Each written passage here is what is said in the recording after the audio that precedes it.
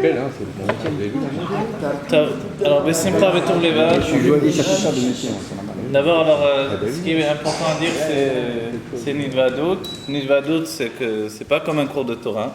Nidvadut, c'est qu'on s'assoit ensemble. Et puis, c'est vrai qu'il y a à manger, il y a à boire. Et puis, Nidvadut, qu'est-ce que ça veut dire? Ça veut dire de se rassembler. C'est ça le terme. Nidvadut, l'Idvaed, en hébreu commun, ça s'utilise aussi pour dire quand ils se rassemblent dans une société pour discuter de choses. Alors, ils disent une yeshiva, une Nidvadut, on voit que ça tend vers la Gdusha en vérité. Parce que quand des juifs se réunissent, alors évidemment, ça tend toujours vers la Gdusha. Parce qu'un juif, c'est pas juste ce que l'on voit, le corps, mais il y a aussi une âme divine à l'intérieur. Et cette âme divine, elle est une petite partie à l'intérieur de nous et une grande partie à l'extérieur. Si bien que même si un juif, que Dieu préserve, ne ferait pas de bien dans le monde de manière dévoilée, son âme, elle est toujours du bien, et elle est là pour témoigner que ce juif, profondément, il est du bien comme les anges, comme tous les mondes divins, comme les choses les plus belles qu'on peut imaginer. Et pourquoi ? Parce que finalement, Dieu a voulu résider dans ce monde. Et pour résider dans ce monde, alors il s'est habillé à l'intérieur des Juifs. Et c'est ça l'idée même de Matan Torah, du don de la Torah. C'est pas juste nous donner la Torah, c'est nous donner aussi les kélim, les réceptacles, pour aborder la Torah. Vous vous rappelez que tous on étudie la Torah parce qu'on a étudié la Torah dans le ventre de notre mère. On s'en rappelle ou on s'en rappelle pas, mais c'est ça le sujet. Comme on a étudié la Torah dans le ventre de notre mère, on est capable d'étudier la Torah. On est capable de la reconnaître et de la retrouver. Mais si on a été complètement étranger, quand on veut donner une preuve dans la Torah, on se base sur la Torah pour dire que c'est vrai ce que je suis en train de dire. Attends, tu me dis, pour prouver ce que tu dis, que c'est vrai, tu me dis encore de la Torah, mais je ne sais pas si elle est vraie cette Torah. Vous voyez ? En fait, pour nous, la Torah, c'est quelque chose comme ça, c'est accepté. On ne pose pas la question si c'est vrai. Et pour prouver quelque chose dans la Torah, on le prouve selon la Torah. Et ça, c'est la Torah, finalement. C'est quelque chose qui est au-delà de l'intellect. Et c'est quelque chose qui rentre dans notre vie. Tof. Il faut faire les chaim et les bracha. Les chaim, ça veut dire pour la vie et la bénédiction. Voilà, parce que quand on est réunis ensemble, c'est pour la vie et pour la bénédiction. Et puis, dans la Chassidut, on rapporte depuis l'époque du troisième rabbi de Lubavitch, on dit que ce qu'une Hitvadut, une réunion de juifs, peut faire, le malach Michael, l'ange Michael ne peut pas faire lui-même. Et pourtant, l'ange Michael, c'est le défenseur du peuple juif. Alors les chaim, il faut dire les chaim, chacun d'entre nous, voilà, et souhaiter à l'autre que des bonnes choses. Et l'un des enseignements essentiels du rabbi, c'est juste une idée qui est importante. Pense bien et tout ira bien. Dans notre génération, si on pense bien, on peut voir que tout peut changer. Déjà, quand on garde le moral, alors tout peut changer. Mais si déjà il y a des choses difficiles à vivre, des épreuves difficiles, et qu'en plus on se décourage, alors c'est sûr que ça ne va pas aller. Mais si il y a des épreuves difficiles et que malgré ça, alors on continue à bien penser parce qu'on a la foi que Dieu, il a une nature bonne, il peut faire le bien, que tout peut aller bien, alors les choses elles peuvent que s'arranger. Voilà, alors on souhaite à chacun que du bonheur, et on est témoin même qu'au moment quelquefois dans notre vie, et ici c'est un moment important puisque c'est une Seudat Odaya, le Balabait, alors il a eu quelque chose, c'est à lui de raconter ça en vérité. Vous voulez raconter dès que vous mettez la table? Vous avez commencé par être Torah, la table s'est rallongée. Voilà, et voilà, c'est comme ça. Shulchan Aruch.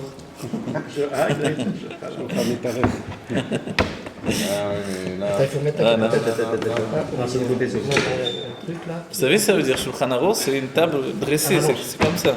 C'est-à-dire que comme on met la table dressée, on n'a plus qu'à venir pour manger. L'idée du Shulchan Aruch, c'est ça, c'est qu'on ne va pas chercher pourquoi on dit l'halakha comme ça, etc., dans tout la Gemara, etc. Non, on voit, ça y est, la table est déjà dressée. Alors on peut déjà manger ce qu'il y a sur la table. C'est ça l'idée du Shulchan Aruch, une table dressée. Oui. Alors, parce que c'est le premier verset, le Rashi, c'est le premier verset d'aujourd'hui, le Parshat Hashavua, il dit ça. Moshe ne pense pas que tu peux t'en passer en disant les lois, non, tu dois les expliquer comme une table. Exactement. Bravo. Alors, le balabay, tu veux dire d'abord ce qui se passe, qu'est-ce qui s'est passé? Et peut-être on va chanter un petit nigoun alors pour mettre l'ambiance chassidique. Aïe, aïe, aïe, aïe, aïe, aïe, aïe, aïe, aïe, aïe,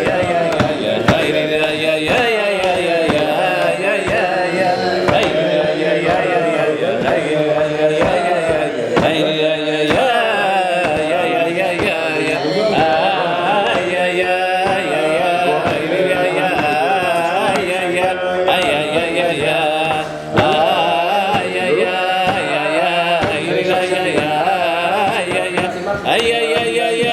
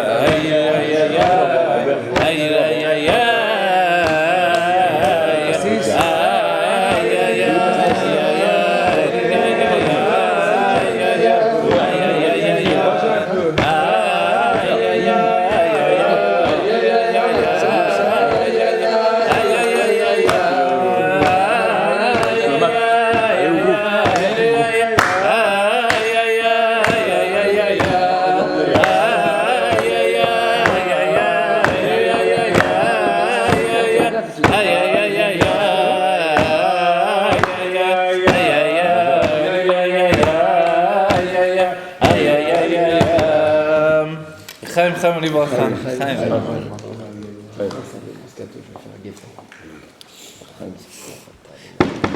On donne un peu de Amen. c'est pas grave. Ah ouais, c'est vrai. Je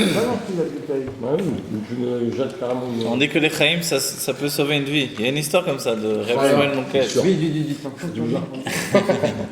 Un jour, il était c'était en Russie. C'était un chassid du premier rabbi de Lubavitch, le Balatania, l'Admorazaken.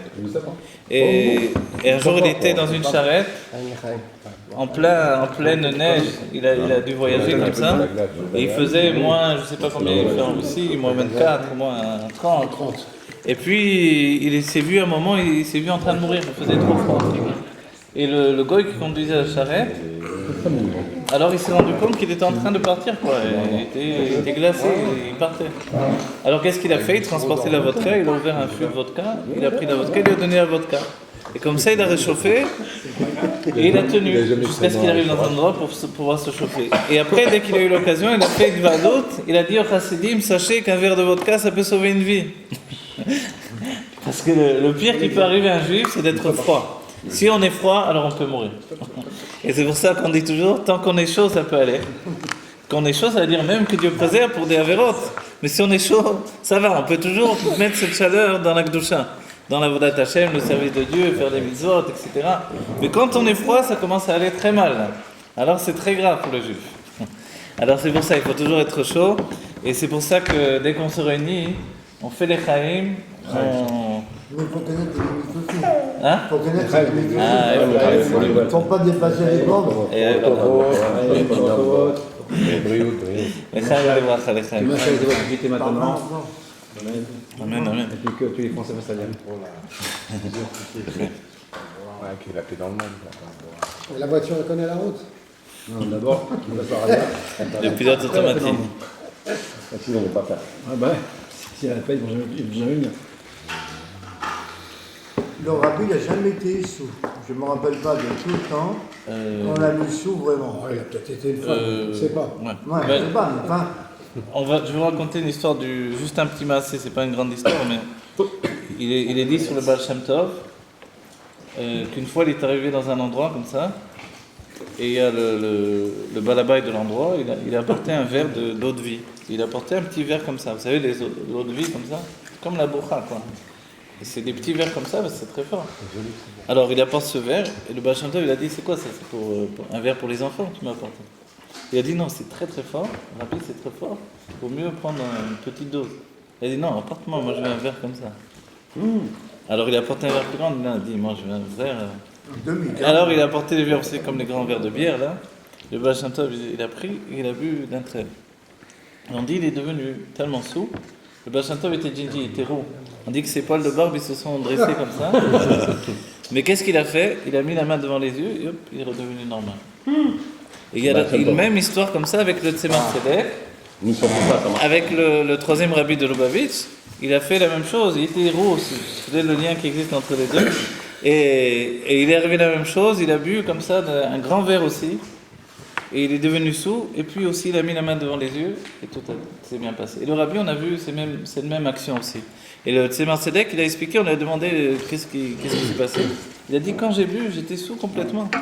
Mais tout de suite, j'ai mis la main devant les yeux, j'ai pensé à Dieu, et la crainte de Dieu m'a rempli, et tout de suite, je suis redevenu normal. Vous voyez ? En fait, évidemment, c'est les tzadikim.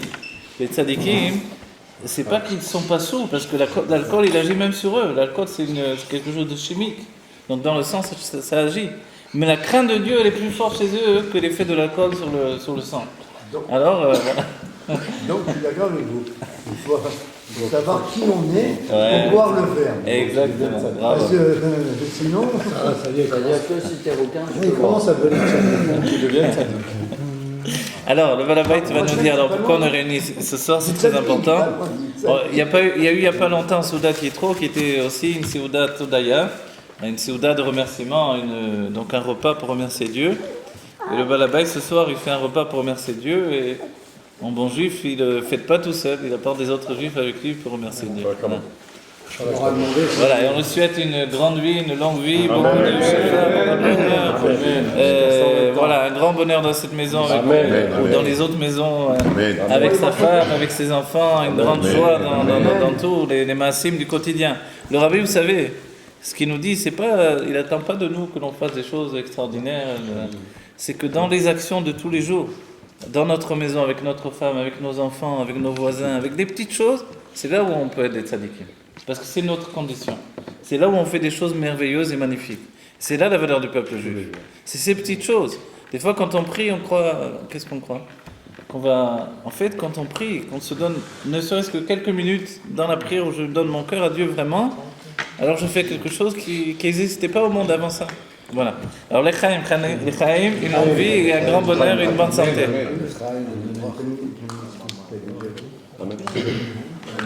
Alors oui, on va tourner la caméra là. Non, allez. Qu'est-ce qui s'est passé? On a vu ces jours-ci dans le Tanya que Dieu nous a fait à son image. Et que un des reflets de Dieu, c'est en fait la parole. Et bien sûr, Dieu, la parole, qui est, elle, correspondante à ses pensées au centimètre près. Nous, nos pensées, des fois, et la parole, pour les faire coordonner, c'est tout un grand travail. Ce qui s'est passé, c'est que pendant un moment, j'avais beau chercher la pensée, j'avais beau chercher les mots, plus rien ne sortait. Il n'y avait plus de coordination entre ma pensée et mes paroles. Donc j'ai dû faire un travail, rien à faire, ça venait pas. Ça a duré peut-être une seconde, peut-être une minute, peut-être 3 minutes, aucune idée. Trou noir, blackout. Voilà, et ce que je sais, c'est que c'est revenu petit à petit. Bon, au Hachem, après, c'est passé, mais même aujourd'hui, il y a des petites pertes. Mais ce qui est bien dans ces pertes, ce qu'on voit, c'est que c'est une bonne occasion de remercier Dieu. D'abord pour savoir que chaque chose est un miracle. Chaque mouvement, chaque pensée, chaque parole, chaque vision, chaque odeur, tous les sens sont très importants. Donc en fait, on ne s'en aperçoit pas, on s'en aperçoit que quand on manque de quelque chose. Et donc merci beaucoup à Kadosh Baruch Hu d'avoir retrouvé ce sens. Je ne sais pas si on peut appeler ça un sens, mais bon, en tout cas, ça fait la parole qui est très importante. Et voilà, parce que ça permet aussi beaucoup, c'est-à-dire par rapport à quelqu'un de normal, je dois réfléchir un petit peu plus, parce que si je ne réfléchis pas, ça sort des mots rigolos, quoi. Mais ce qui est bien aussi, c'est que ça met de la simcha. C'est-à-dire la maladie met de la simcha. Pourquoi ? Parce qu'au lieu de dire quelque chose, on va dire autre chose. Et c'est bien, ça détend. Ça détend. Non, c'est vrai. Voilà, c'est sympa. Maintenant, bon, il faut retrouver. Et ce qui est bien aussi, c'est que, vous savez, il y a... C'est ça la vie, comment on prend la chose. On dit souvent que, justement, on a du mal à comprendre comment une parole ou une pensée doit passer par le cœur. Et en fait, vraiment, quand on s'aperçoit qu'on cherche les pensées et quand dans la bouche, ça ne vient pas, alors il y a le seul moyen, c'est de rechercher à l'intérieur, et là, on peut trouver dans son cœur les mots et le refaire recoller. Il y a un circuit, en fait, pensée, cœur, retour au cerveau et pour arriver à la bouche. Et souvent, c'est vrai que malheureusement, on ne passe pas par la pensée forcément, ou on passe par une pensée directe et par rapport au cœur, et on dit des fois des bêtises. Et ça, et l'avantage quand le cerveau est au ralenti, c'est qu'on est obligé de penser et de réfléchir plusieurs fois avant de dire quelque chose, et des fois, c'est vrai que ça peut être une bonne leçon pour tous les jours. Voilà, et ça tombe bien par rapport à la paracha, puisque à Sira Diborot, quand les 10 commandements qui sont concrets, puisqu'ils ont vu les voies, nous c'est à peu près pareil, comme il dit le Ben Ishraï, chaque fois qu'on fait une fila, chaque mot forme une pierre pour le Beth Amikdash. Quand on écorche les mots justement, on aiguise les pierres et on sait que les pierres doivent être pas aiguisées puisqu'il n'y avait pas de lame. Donc il faut faire vraiment attention à ce qu'on dit. Et de plus, si on dit des mauvaises choses, surtout à des gens, c'est comme si on leur lançait des pierres. Voilà, c'est tout. Je vais vous laisser continuer. Bon, alors une bonne santé, Chaim Chaim des Bracha, on souhaite chacun une bonne santé, que tout soit bon. Voilà, Bezrat Hashem. Maintenant, à notre époque où on attend la Géoula impatiemment, chaque jour, à chaque instant, on souhaite même plus Admer Vesrim jusqu'à 120 ans, on souhaite une vie éternelle. Voilà, alors une vie éternelle à chacun d'entre nous. Mais avec une bonne santé aussi. Ouais. Non, mais ça va pas le problème. Effectivement. Parce qu'une vie éternelle à galérer, c'est Comme pas a dit très bien. au Mont Sinaï, ils ont tous vu, c'est-à-dire que même l'aveugle, il a vu. Donc, Exactement. Dieu, c'est pas un problème du tout de rétablir. Et le rabbi dit que au moment de la Géoula, Non, mais pas comme nous. Non, mais ça, il y a longtemps, t'inquiète pas, c'est pas très bien. le rabbi dit qu'au moment de la Géoula, les premiers guéris de tous les gens qui sont malades dans le monde, ce sera les aveugles. C'est que la lumière de la Géoula elle-même, elle va guérir les aveugles. Et le rabbi dit, un aveugle, c'est appelé Saginaor, c'est-à-dire quelqu'un qui est déjà ébloui. Dans le terme en hébreu, ça veut dire ça. Et en fait, le rabbi dit, par la lumière de la Géoula, il sera réellement ébloui. Et cet éblouissement, c'est-à-dire la lumière tellement forte, c'est la lumière de la création qui revient en fait. La lumière des Sheshetim et Bereshit qui a été retirée, elle revient dans la Géoula avec un éclat encore plus grand, puisque c'est l'éclat de Dieu qui se dévoile totalement, et que le monde est déjà prêt pour recevoir ça. Et alors à ce moment-là, en fait, on va être ébloui à nouveau, mais cet éblouissement, il va guérir les aveugles, ils vont être vraiment éblouis de quelque chose qui va éblouir chacun d'entre nous, ils vont voir les premiers. Ça va être la première guérison et après petit à petit tous on va être guéris. Mais en même temps je me rappelle j'avais vu dans la Kabbalah. On va quand même matin de Torah, exactement. Comme un matin de Torah et encore plus que ça. Effectivement, oui. Et il est dit même que cette lumière elle va être tellement forte que ceux qui sont trop attachés au mal alors certains d'entre eux vont directement disparaître de ça. Ça c'est écrit dans la Kabbalah. Ceux qui cherchent à voir le mal de partout, d'un autre côté la lumière de la Géoula elle va même les entraîner à quitter le monde en fait. On dit dans quelque chose qui est écrit dans le Zohar, c'est qu'il y a un moment, je l'avais entendu cet enseignement de Rav Gizbour, il y a un moment où Dieu, un moment de la journée, dans les mondes divins, il ouvre toutes les portes et il donne l'accès à toutes les forces spirituelles de pouvoir venir et le voir. Toutes les forces spirituelles, ça veut dire également nos âmes qui sont dans le Gan Eden, mais également les forces du mal spirituel, ça existe. Et à ce moment-là, on dit que les forces du mal spirituel, qui tout le temps, pourtant, sont avec nous dans la Gdusha, croyez pas. Croyez pas que quand on est dans Torah et Mitzvot, il n'y a pas des forces du mal, elles sont avec nous, parce qu'elles prennent de tout ce qu'on fait. Mais quand le moment où Dieu il ouvre tout, comme si dans ce monde on dit il ouvre le Kodesh Kodashi, mais on voit Dieu dans son intimité, on dit que les forces du mal elles fuient. Comme ça il rapporte le Zohar. Et on dit pourquoi. Ça s'appelle l'Istakla Beikara de Malka. Regardez dans l'intériorité même du roi. C'est-à-dire que Dieu il se dénude, il dit regardez-moi. Et à ce moment-là, les forces du mal les fuient. Pourquoi ? Parce que ce moment-là, on n'en tire pas de profit. C'est-à-dire ce que l'on veut dans les forces du mal, c'est toujours tirer un profit de quelque chose. Vous voyez ? Un profit, c'est qu'est-ce que ça va me rapporter ? Là, ça ne rapporte rien. C'est un moment où on est totalement annulé. On voit Dieu, c'est tout. Tu veux voir Dieu ou... En fait, de là, nous-mêmes, on peut se dire, est-ce que je ne suis pas une force du mal, moi ? C'est-à-dire, ça veut dire que, est-ce que je veux faire pour Dieu sans... pour Dieu simplement. Vous savez comment on l'explique ? Alors, quand j'ai dit ça, je pourrais dire, alors, peut-être que non, je ne veux pas servir Dieu sans intérêt. Vous voyez ? L'intérêt, c'est interdit dans le judaïsme, de prêter intérêt. Le rébiste. Alors... En fait, on a deux âmes au-dedans de nous. On a une âme animale. On a une âme animale et une âme divine. Vous savez ? Et toutes les explications où on dit j'ai du Yetzirara, j'ai un penchant au mal, et quelquefois on peut penser que c'est nous-mêmes. Le Sefer Atania, le livre du Tania de l'Admorazaken, nous dit non, c'est pas nous. Nous, on est du bien, on est attaché au bien, mais au-dedans de nous pénètre en fait une voie qui nous entraîne vers le mal. Et cette voie qui nous entraîne vers le mal, c'est elle qui nous donne de penser mal. Comment ça fonctionne? Ça pénètre dans le côté gauche du cœur, et depuis le côté gauche du cœur, ça monte dans le cerveau. Et c'est là où tout à coup, alors qu'on était dans la tefila en train de prier, hop, on pense à quelque chose d'interdit. Et qu'est-ce qui se passe? En fait, la précision, c'est que c'est pas encore une avéra, c'est pas encore quelque chose d'interdit dans l'acte, mais c'est quelque chose qui va nous entraîner vers l'interdit. Et en fait, on n'a pas fait de avéra tant qu'on n'est pas rentré là-dedans, et tant qu'on n'a pas reconnu que c'est quelque chose d'interdit. Au début, ça rentre comme ça s'insinue doucement, vous savez. On dit comme, imaginez un goy qui rentre comme ça. À l'époque de l'Admorazaken, il y avait la guerre contre Napoléon, il fallait envoyer des espions. Mais à l'époque du Rabbi Rachab et du Rabbi Rayatz en Russie, il y avait des espions qui venaient du monde des communistes, donc du gouvernement, qui s'infiltraient chez les chassidim et qui venaient écouter tout ce qui se disait, pour après dénoncer les chassidim et les envoyer en prison, les envoyer en Sibérie, etc. Donc toujours il pouvait y avoir dans une Idvadout, une réunion comme ça, imaginez que Dieu préserve, quelqu'un qui est rentré, personne ne sait trop qui c'est. On dit qui c'est celui-là, tu le connais, tu le connais pas. Et quand il y a beaucoup de monde, forcément on ne connaît pas tout le monde. Voilà, et là en fait c'est quelqu'un du KGB effectivement qui est là, en train d'espionner. En fait au-dedans de nous c'est comme ça. D'un coup il y a quelque chose qui a pénétré, et ça nous met du temps à s'apercevoir qu'il est là. Et à un moment on se dit tiens qu'est-ce que c'est ça? Et alors après, il est rentré doucement, il commence à mettre son venin au-dedans de nous. Et là où on a une mitzvah, c'est de repousser de tout son être la chose. Si on accepte, on s'installe là-dedans, ça devient une avéra. On va couler, on va se laisser entraîner vers le mal. Avéra, ça veut dire l'avoir, même avant de l'avoir consommé, de l'avoir exécuté. Parce qu'après, c'est une discussion, est-ce que penser mal, c'est déjà vraiment une avéra ou non?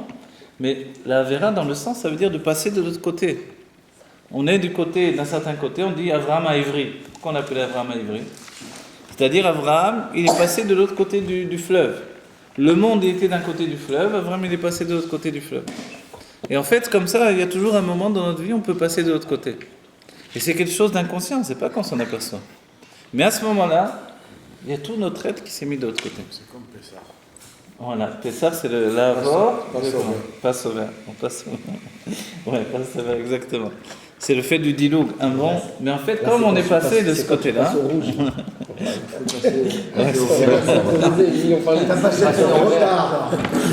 Le problème, c'est qu'il est toujours orange. Tu vois, Là, on parle du rabbi, on parle passe au vert, c'est un idée, c'est pas. Allez, tu veux passer au vert? Passe au vert, fais des Quoi qu'il en soit, il faut se dire qu'il n'y a jamais rien de désespéré. Le plus merveilleux de tout ça, c'est que l'Admorazaken, il dit, quand un juif a du Yetzerara pendant sa prière, c'est que c'est une bonne prière. C'est une bonne prière. C'est qu'il peut continuer. Ça veut dire qu'avant... Des bonnes prières, alors tous les jours. Moi, vous savez ce que je me suis dit? C'est temps-ci que je réfléchis à ça, je me suis dit, comment Dieu, comment ça se fait que Dieu, il n'en a pas marre de ma prière? Vous voyez? Je me suis dit ça ces temps-ci. C'est comment il m'a pas mis un coup de pied quelque part, et il m'a fait sortir de là, avec ta prière, tu n'as pas honte de te présenter devant moi? Encore ta prière comme ça? C'est quoi ça? On dit, il y avait un chassid de l'époque de l'Admorazaken, c'était quelqu'un qui était à Jérusalem, qui ne connaissait pas encore la chassidoute, mais après il a entendu des mamarim d'Admorazaken, il est parti chez l'Admorazaken. Mais on dit que quand il était à Jérusalem, il priait au kotel, et quand il priait là-bas, tout le monde le voyait comme quelqu'un qui craignait Dieu, etc. Et c'était vrai, c'était vraiment un érudit qui craignait Dieu. Mais lui, dans sa tête, il avait une seule idée, c'était une obsession, il se disait, comment Dieu, il n'a pas fait tomber une pierre du kotel sur moi pour m'écraser? Parce que ma prière, mon avodat Hashem, tout ça, ça vaut rien du tout. Comme ça il était, comme ça il pensait. Vous comprenez? C'est-à-dire, à un moment, on se dit, on a des moments de, vous savez comment on dit? Des moments où on est réaliste comme ça. Des moments où on est réaliste, on dit, mais c'est quoi ça? Vous savez, il y a une histoire, je la raconte quelquefois, où c'est un mincé qui m'est arrivé à moi. Mais c'est un mincé qui dit des fois où on se trouve, où je me trouve moi par rapport à ça. Il y a très longtemps, j'étais à Jérusalem chez les Mifsaïm, à Midrechov, comme ça, à Ben Yehuda, il y a un endroit, donc, la rue piétonne là-bas. Et tous les jours, j'allais faire Mifsaïm. Donc Mifsaïm, c'est-à-dire je mettais les filles aux juifs dans la rue. Et il y avait une fois où je me suis trouvé pendant plus d'une demi-heure déjà, je mettais les filles aux juifs. Et d'un coup, comme ça, je me suis aperçu qu'il y avait, depuis le début que j'étais arrivé, il y avait un juif qui était par terre, il était par terre. Il avait une coupe iroquois, vous voyez, une coupe des cheveux Très énervé comme ça, de tous les côtés, des épingles à nourrice, tout ça. Et il était par terre comme ça, je rigole pas, il était comme ça. Voilà. On aurait dit plus mort que vivant. Et quand je l'ai vu comme ça, moi, en fait, d'un coup, j'ai réalisé que j'avais tout ce temps-là, je l'avais pas dit de mettre les tefilines. Pourquoi? Parce que j'avais vu l'image de ce juif comme ça, là. Au plus bas. Voilà. Et en vérité, ça m'était même pas venu à l'esprit. J'ai dit, qu'est-ce que c'est ça? C'est tout. Et j'avais fait mon travail. Mais à un moment, j'ai eu honte. J'ai dit, comment? Le rabbi m'envoie. Le rabbi, il veut pas que je regarde ce qui se passe. Il veut que je fasse Mifsaï. Je viens pour m'occuper des juifs, ou alors c'est pas la peine de venir. Alors j'ai été, je lui ai dit, tu veux me mettre les tefilines? Il a dit oui. T'as reçu la dernière tefilines? Il s'est levé, alors qu'on aurait dit qu'il était mort. Il s'est levé comme ça d'un bond. Je sais pas où est-ce qu'il avait des ressorts ou quoi. D'un seul bond, il est venu, il a mis les tefilines, il a fait Shema Israël comme j'ai jamais fait de ma vie. Franchement, et là j'ai commencé à avoir honte de moi. Je me dis, si je l'avais pas invité à mettre les tefilines, il a fait Shema Israël comme j'ai jamais fait. Après, il voulait encore prier, alors j'ai donné, il a fait la Mida. Après, alors, il a dit, bon, je vais mettre la tzedaka. Alors, il n'avait pas d'argent. J'ai dit, attends, je vais te prêter de l'argent. Alors, je te donne de l'argent. Il a dit, non. Il est parti, il a cherché des amis à lui, il les a amenés pour mettre les tefilines. Ils ont mis les tefilines, ils ont emprunté de l'argent, il a mis la tzedaka, ils ont tous mis la tzedaka. Et après, quand j'ai vu tout ça, je me suis dit, si j'étais resté juste à regarder la situation, jamais je l'aurais mis les tefilines à ce juif-là, vu l'état où il était là. Ça veut dire que des fois, si nous, on se laisse aller regarder la chose, alors c'est fini. En fait, si Dieu il nous regarde, il nous voit des fois complètement à la panime, complètement catastrophique. Si Dieu il nous laissait comme ça de côté, il n'y aurait rien qui bougerait dans notre vie. Mais Dieu il a pitié de nous, il vient, il nous prend, il nous rapproche, il nous ramène. Il sait que profondément en nous, il y a quelque chose, comme ce juif-là, une chaleur très très forte qui a envie de s'exprimer. On ne doit pas s'arrêter à ce qu'on voit parce que sinon... Voilà, c'est Vénéchon. On doit avoir pitié des différents. On doit avoir plus que pitié, parce que pitié, ça fait pitié aussi. Mais on doit juste se dire qu'en fait, il n'y a pas de différence entre nous. Quoi. Ouais. C'est sérieux. Il n'y a pas de différence entre nous, en fait. C'est quoi Je crois que c'est la musique. C'est bon, pitié. C'était une évidence. Ouais, alors on dit pitié dans la chassidoute, on dira qu'il vaut mieux utiliser la pitié pour les gens pour lesquels on a de la haine. Quand on a de la haine pour quelqu'un, c'est jamais bon de rester avec de la haine. Il vaut mieux le transformer en pitié. Et de la pitié, alors, mais pitié, c'est pas une bonne chose d'avoir pitié. Quoi, tu as pitié pour qui? Voilà. Je vais vous dire une chose. Quand on étudie le Tanya, au début, il y a des choses qui nous choquent parce que le Tanya nous dit des choses incroyables. Il nous dit que, en fait, on a tous pratiquement la même âme, on est tous attachés à une même source de l'âme.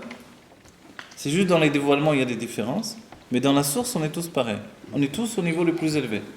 Ça veut dire quoi? Ça veut dire que même un juif qu'on voit le jour de Shabbat, il est en boîte de nuit, et moi je suis en train de faire le kiddush, au niveau de l'âme, il n'y a pas une grande différence. C'est dans le dévoilement, l'expression qu'il y a une différence, c'est tout. Donc quand moi je vais vers lui, si je vais parce qu'il me fait pitié, le pauvre, je vais le rapprocher, alors c'est sûr qu'il va le ressentir. Mais quand je vais le voir et que je ne suis pas différent que lui, c'est ça le vrai mot. C'est ça on dit que s'il n'est pas comme toi, tu ne peux pas vraiment l'aimer comme ton égal. Tu as pitié. Le pauvre, je vais lui faire une tova. Je peux te raconter une histoire comme ça. Quelqu'un de New York, On se fait tous une coupe. quelqu'un de New York, facile. On aurait dû mettre des cravates. Hein, Pendant 22 ans, 23 ans, il est parti à Manhattan dans un magasin pour le mettre au mec les filets, il ne voulait jamais. 23 ans, chaque semaine, il vient chaque jour, je ne sais pas, chaque jeudi, je ne sais pas, Kavoua, tu veux mettre? Non, hop, et ça, il ressort. Alors, c'est le temps venu, une fois, son fils, qui a maintenant 23 ans, il était marié aussi, alors il vient avec lui, alors ils arrivent à ce magasin, et le fils, il dit, tu sais comment je veux y aller? Il dit, écoute, c'est un vieux client, moi, il ne fait pas, c'est 2 minutes, 30 secondes, je t'attends, vas-y, toi. 30 secondes passent, les 30 secondes normales, qui normalement, il reste pour recevoir le nom et ressortir. 1 minute, 2 minutes. 5 minutes, 8 minutes, 10 minutes. Alors là, ça ne va plus, il y a quelque chose qui déconne. Il a enlevé le fils, je ne sais pas quoi. Il est entré, il voit le type en train de. Il a mis les tefilines, il est en train de prier. Et écoute, je ne comprends pas. Alors il termine, et ok, alors le fils, il est déjà sorti. Il dit, je peux te demander une question, oui. 23 ans. 23 ans, tu es d'accord avec moi, je suis venu chaque semaine, je suis venu, évidemment. Alors, qu'est-ce qui t'a pris que chez mon fils, tu étais d'accord de mettre les tefilines et chez moi pas? Ben, c'est très facile. Chez ton fils, j'ai tout de suite remarqué. C'est mon machnagal, comment on dit ça? Ça l'a vraiment touché. Ça l'a vraiment touché que je le fasse. Il a fait pour faire Immédiatement, je le plaisir fais. au fils. Donc lui, il a fait son travail, tu vois. J'ai mon client, je vais chez mon client. Dès que ça Il le a tombé touche, le nom. ça le touche, tout de suite il a fait. Exactement. C'est très bien. L'chaim, très bien. L'chaim. C'est très beau, l'chaim. Alors, ouais. Ah, là. Bon, si vous voulez parler, chacun parle et voilà, on vous filme. Après, on vous donne l'adresse du site, vous allez vous voir là-bas, avec grand plaisir. Hein. Moi, je vais vous raconter une histoire, alors. On reçoit la Torah. La Torah. Non. Et je la raconte toujours à cette époque-là parce que je l'ai trouvée tellement belle que je la raconte à cette époque. On reçoit la Torah, là, et normalement, on fait pas la joie. On n'attend que Simchat Torah pour faire danser les Sefer Torah. Pourquoi? C'est curieux, parce qu'on reçoit la Torah et on la fait danser que les Sefer Torah, qu'à Simchat Torah, on attend quelques mois. Alors, pour ça, je vais vous raconter une histoire. C'est une fois un roi qui a une fille, une belle fille, une seule fille, et à chaque coup qu'il y a le mariage qui veut se faire, ça casse. Ça ne marche jamais. Tous les prétendants, ça ne marche pas. Et dit, écoute, un jour j'en ai marre, au bout des années, c'est moi qui vais m'occuper de ton mariage. Le garçon que je te présenterai, ce sera ton mari. Et il va dans la campagne, et il trouve un berger, modeste berger, il va amenez-le. Il l'amène, et il dit, voilà, tu vas te marier avec la fille du roi. Il dit, je ne comprends pas. Il y a des princes, il y a des gens très riches, elle est belle, tout. Je ne comprends pas. Il dit, non, le roi, il a décidé, tu vas pas. Alors, il se marie, mais il se demande qu'est-ce que c'est, cette fille. C'est pas possible. Moi, un berger, simple berger, comment je vais me marier avec une fille du roi? Alors, donc, il va au mariage, mais sans conviction. Mais le roi l'a dit, donc il va avec, il se marie. Mais il n'est pas tellement en forme, quoi. Et il se marie, et puis bon, le mariage se passe, un mois passe, une fille extraordinaire, gentille, belle. Elle lui fait tout ce qu'il veut, mais d'une gentillesse, mais un amour, quoi. Et 2, 3 mois, 4 mois, et plusieurs mois passent. Il est tellement heureux, qu'il va voir le roi et dit, je veux me remarier. Il dit, mais mon fils, tu t'es marié il y a déjà quelques mois. Il dit, non, je ne me suis pas marié avec la Simcha, je ne savais pas qu'est-ce que c'était cette fille, je ne savais pas ce que c'était là. Maintenant, je veux me marier, mais vraiment me marier, faire une Simcha. Ben, c'est pareil avec la Torah. On l'a reçue, on ne savait pas ce que c'était. Et on a attendu des mois, on l'a découvert, on a vu ce que c'était. Et là, Simcha Torah, on a vu qu'il y avait des belles choses dans la Torah. Et là, on l'a fait danser et on fait la joie, la Simcha avec la Torah. Ouais, c'est très très bon. Ouais, c'est très très bon.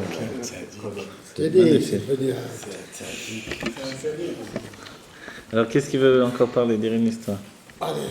Ou un massé ou de la Torah? Benjamin, yallah. Benjamin, là. Allez. Je voulais essayer de. Ce Shabbat, on a parlé Comme ça, il a toujours des bonnes histoires. de l'avocat, le plus grand avocat qu'on a eu toujours, c'est Moshe Rabbeinu. Et on a eu l'épreuve cette semaine dans la paracha, on avait lu dans Rashi que quand Hachem il a donné les 10 commandements à Seret Adibrot, ça commence par Lo yel lecha Elokim acheri. Tout le langage de la Torah, c'est, on dit comme ça en français, pas pluriel, lecha, à toi, pas pour vous. C'est pas marqué Lo yel lachem. Si Hachem il s'adresse à nous tous, pourquoi il a dit à Moshe Lo yel lecha? Alors Rashi il marque sur place, voilà un pitron P. Moshe il s'est attrapé dans l'histoire de Vaudor, quand Hachem il voulait détruire le peuple d'Israël. Moshe il a dit à Hachem, tu t'es adressé à moi quand tu m'as donné les 10 commandements. Loïe lecha, mais pas à ton peuple d'Israël. Et je crois que j'ai écouté que c'est par le rabbi de Tzanz, peut-être il y a plusieurs qui le racontent. On dit qu'on le voit encore une fois avec Moshe Rabbeinu, la grandeur qu'il avait quand il a tapé le rocher. Hachem, il a dit, va parler au rocher. Depuis quand Moshe Rabbeinu, il ne fait pas ce que Hachem il demande? C'était la seule fois. Et jusqu'à aujourd'hui, chaque fois que Hachem il demande quelque chose, il rajoute même Moshe Rabbeinu. Hachem il a dit, va leur dire, préparez-vous dans 3 jours pour Matan Torah. Rachid amène la marloquette dans la Gemara Shabbat. Est-ce qu'il a rajouté un jour en plus ou c'est resté 3 jours et le 3e jour ils ont acheté la Torah? Alors depuis quand Moshe Rabbeinu il fait contre la parole d'Hachem? Va parler au rocher, pourquoi tu tapes le rocher? Et il a eu reçu une grande punition. Leur explication que j'avais écoutée, il était tellement un avocat supérieur que Moshe Rabbeinu exprès il a tapé le rocher. Et il savait qu'il allait avoir une punition. Mais il a dit, si je vais parler au rocher, la justice, elle va venir en haut, elle va dire devant Hachem, le rocher, il est meilleur que ton peuple. Voilà ton peuple, ça fait 40 ans, on leur parle dans le désert, ils n'écoutent pas. Et le rocher, une fois, Moshe Rabbeinu, il a parlé, et il a sorti de l'eau. Alors la justice, elle pouvait dire à Hachem, laisse tomber ton peuple, il vaut mieux qu'on s'en occupe des pierres. Moshe Rabbeinu, il savait, il a imaginé ce que la justice, elle peut dire. Il a dit, j'encaisse, je frappe le rocher. Là, on ne peut rien dire parce que j'ai jamais frappé le peuple d'Israël. Et le rocher, je l'ai frappé, il m'a écouté, mais le peuple d'Israël, jamais frappé. Et alors, il a laissé toujours, comme on dit, un avocat qui laisse toujours une porte pour nous sauver. Et Alva, et que dans tout ce que nous aussi on fait, on va pouvoir trouver chacun chez l'autre. On va être toujours des bons avocats à l'autre, comme ça on va jamais juger les autres. Pour notre ami. Amen. Ce qui est encore plus fort, c'est qu'il a été non seulement l'avocat, mais il a pris sur lui la peine. Oui, il a pris la peine. À part le règlement, le tachloum, il n'y a pas beaucoup d'avocats qui prennent la peine à la place de l'accusé s'il n'arrive pas à le défendre. C'est lui qui l'a pris. Voilà. Lui, quoi qu'il arrive, tu sois coupable ou pas, il prend le chèque. Là, Moshe Rabbeinu, non seulement il n'a pas pris le chèque, mais il a pris la peine. C'est encore meilleur. Alors, vous voulez encore parler? Quelqu'un veut dire un petit mot? Non, moi c'est pas. J'ai pas préparé. Le Mon cerveau il est au. T'as dit, je préfère dire des bêtises. Je préfère qu'on filme pas parce que je sais pas si c'est quelque chose à dire. C'est une idée que j'avais eue par rapport. Non, pourquoi pas? Mais Non, mais on peut effacer. Mon frère, c'est une connerie, mais qu'on a fait. Parle-nous des diamants, voilà. Fais-nous ton rêve des diamants. On Si est ça dans ne les convient pieds. pas, il peut effacer le passage. moi, je sais pas le faire effacer. Mais moi je le ferai. Voilà. Parle-nous des diamants. Ouais, mais la comparaison des diamants, c'est ça. Nous, on parlait du rocher et de la pierre qui jaillit de l'eau. Non, mais vous voulez dire C'est quelque pas chose? mal. Ça prend 10 minutes pour un diamant. Parce qu'il a un bon. On a 10 minutes. Je ne veux pas parler des diamants, mais comme mon ami Laurent, qui nous a invité ce soir, Moshe, pardon, il nous a fait le cadeau de nous inviter pour Non, c'est vous qui m'avez fait le cadeau de venir, c'est différent. participer à un miracle. Donc ça me touche beaucoup. Donc je vais parler de ce qu'on est réellement, par rapport au monde. C'est-à-dire qu'on est souvent comparé avec le diamant. Et c'était jusqu'à maintenant l'une des activités principales, le diamant, par rapport à la communauté juive, que ce soit de New York ou d'Anvers. Bon, ça commence un peu à passer de main, mais c'est un peu normal. C'est pour qu'on ait moins de gava. Et donc le diamant, et c'est très très simple. Comment on peut le comparer? On le compare déjà au premier point, c'est que avec les milliards de gens qu'il y a sur Terre, la communauté juive, elle est quand même assez minime, infime. Et c'est pareil pour le diamant. C'est-à-dire que nous, on est obligé de participer, de faire partie d'une masse humaine qui se compte en milliards, qui n'est pas notre cas. Et donc, les milliards de gens qu'il y a sur Terre ne font pas, on va dire, le poids par rapport à ce qu'on est. On est tout petit. Mais apparemment, on a un rôle très important, qui est on va dire, un étalon de valeur par rapport à Kadosh Baruch Hu. Alors, le diamant, c'est pareil. Il faut des tonnes de terre des tonnes et des tonnes de terre avant de trouver une pierre d'un carat. Donc il faut beaucoup de gens dans la rue pour trouver un juif. Donc ça c'est déjà un exemple assez simple, mais laborieux, puisque à travers le monde, dans le monde entier, si maintenant on arrive à trouver des bêtes rabbin un petit peu partout dans le monde, c'est grâce au Rabbi Lubavitch. On peut dire qu'avant on vivait vraiment caché, et puis on se dévoilait, et puis on nous exterminait. Un petit peu comme le diamant, parce que quand on trouve un diamant, on a vite fait de le rattraper, et puis de le couper, de le tailler, et puis de le mettre en valeur, de dire il est à moi. Alors le juif, il est, on va dire, infime. Donc le carat c'est pareil, le carat du diamant c'est pareil, vous avez donc retenu après la quantité. Maintenant par rapport à la forme du diamant, eh ben, si vous n'êtes pas initié au diamant, le diamant vous pourrez le prendre pour un petit morceau de quartz. Il peut être mélangé à plein de graviers et jamais vous allez le trouver. Et c'est pareil, le juif tant qu'il n'a pas une barbe, une kippa et puis des tzitzit, eh ben, il est caché, il ressemble à beaucoup de gens dans la rue. Et dans le monde entier, il peut s'assimiler très facilement. Très très facilement, c'est un petit peu le problème qu'on a, c'est l'assimilation. Donc pour cela, pour enlever l'assimilation, à sa naissance, on va lui faire une brite. Ben, le diamant c'est pareil. Le diamant, pour le reconnaître, on est obligé de faire la brite. C'est-à-dire qu'on prend le petit diamant ou le gros diamant, ça dépend, et on est obligé de prendre une lame en fer, très très fine, très affûtée, et on le place à un endroit bien précis, qui fait que si c'est pas assez précis, le diamant il va imploser ou alors se couper au mauvais endroit. Donc au lieu d'avoir un carat, on peut peut-être avoir un 0,50, un 0,40 ou un 0,60, mais on n'aura pas la valeur totale de la pierre. Et pour nous c'est pareil, hein, si la brite elle a un raté, ça serait un petit peu dommage, parce qu'on ne peut pas recommencer une deuxième fois. Donc c'est exactement pour le diamant, c'est exactement la même chose. C'est pour ça que les très grosses pierres se font par ordinateur, avec l'échelle de densité, avec les couleurs, avec la pureté. Donc c'est très laborieux. Mais c'est exactement pareil pour nous, puisque ça se fait au 8e jour, et pas au 9e, et pas au 6e, et pas au 7e. Il y a un jour bien précis pour ça. Et si jamais il y avait le moindre problème, on repoussait la circoncision. Mais c'est exactement comme le diamant, c'est pareil. Donc maintenant, on est venu à l'alliance, qui fait que maintenant on est juif, on a la brite.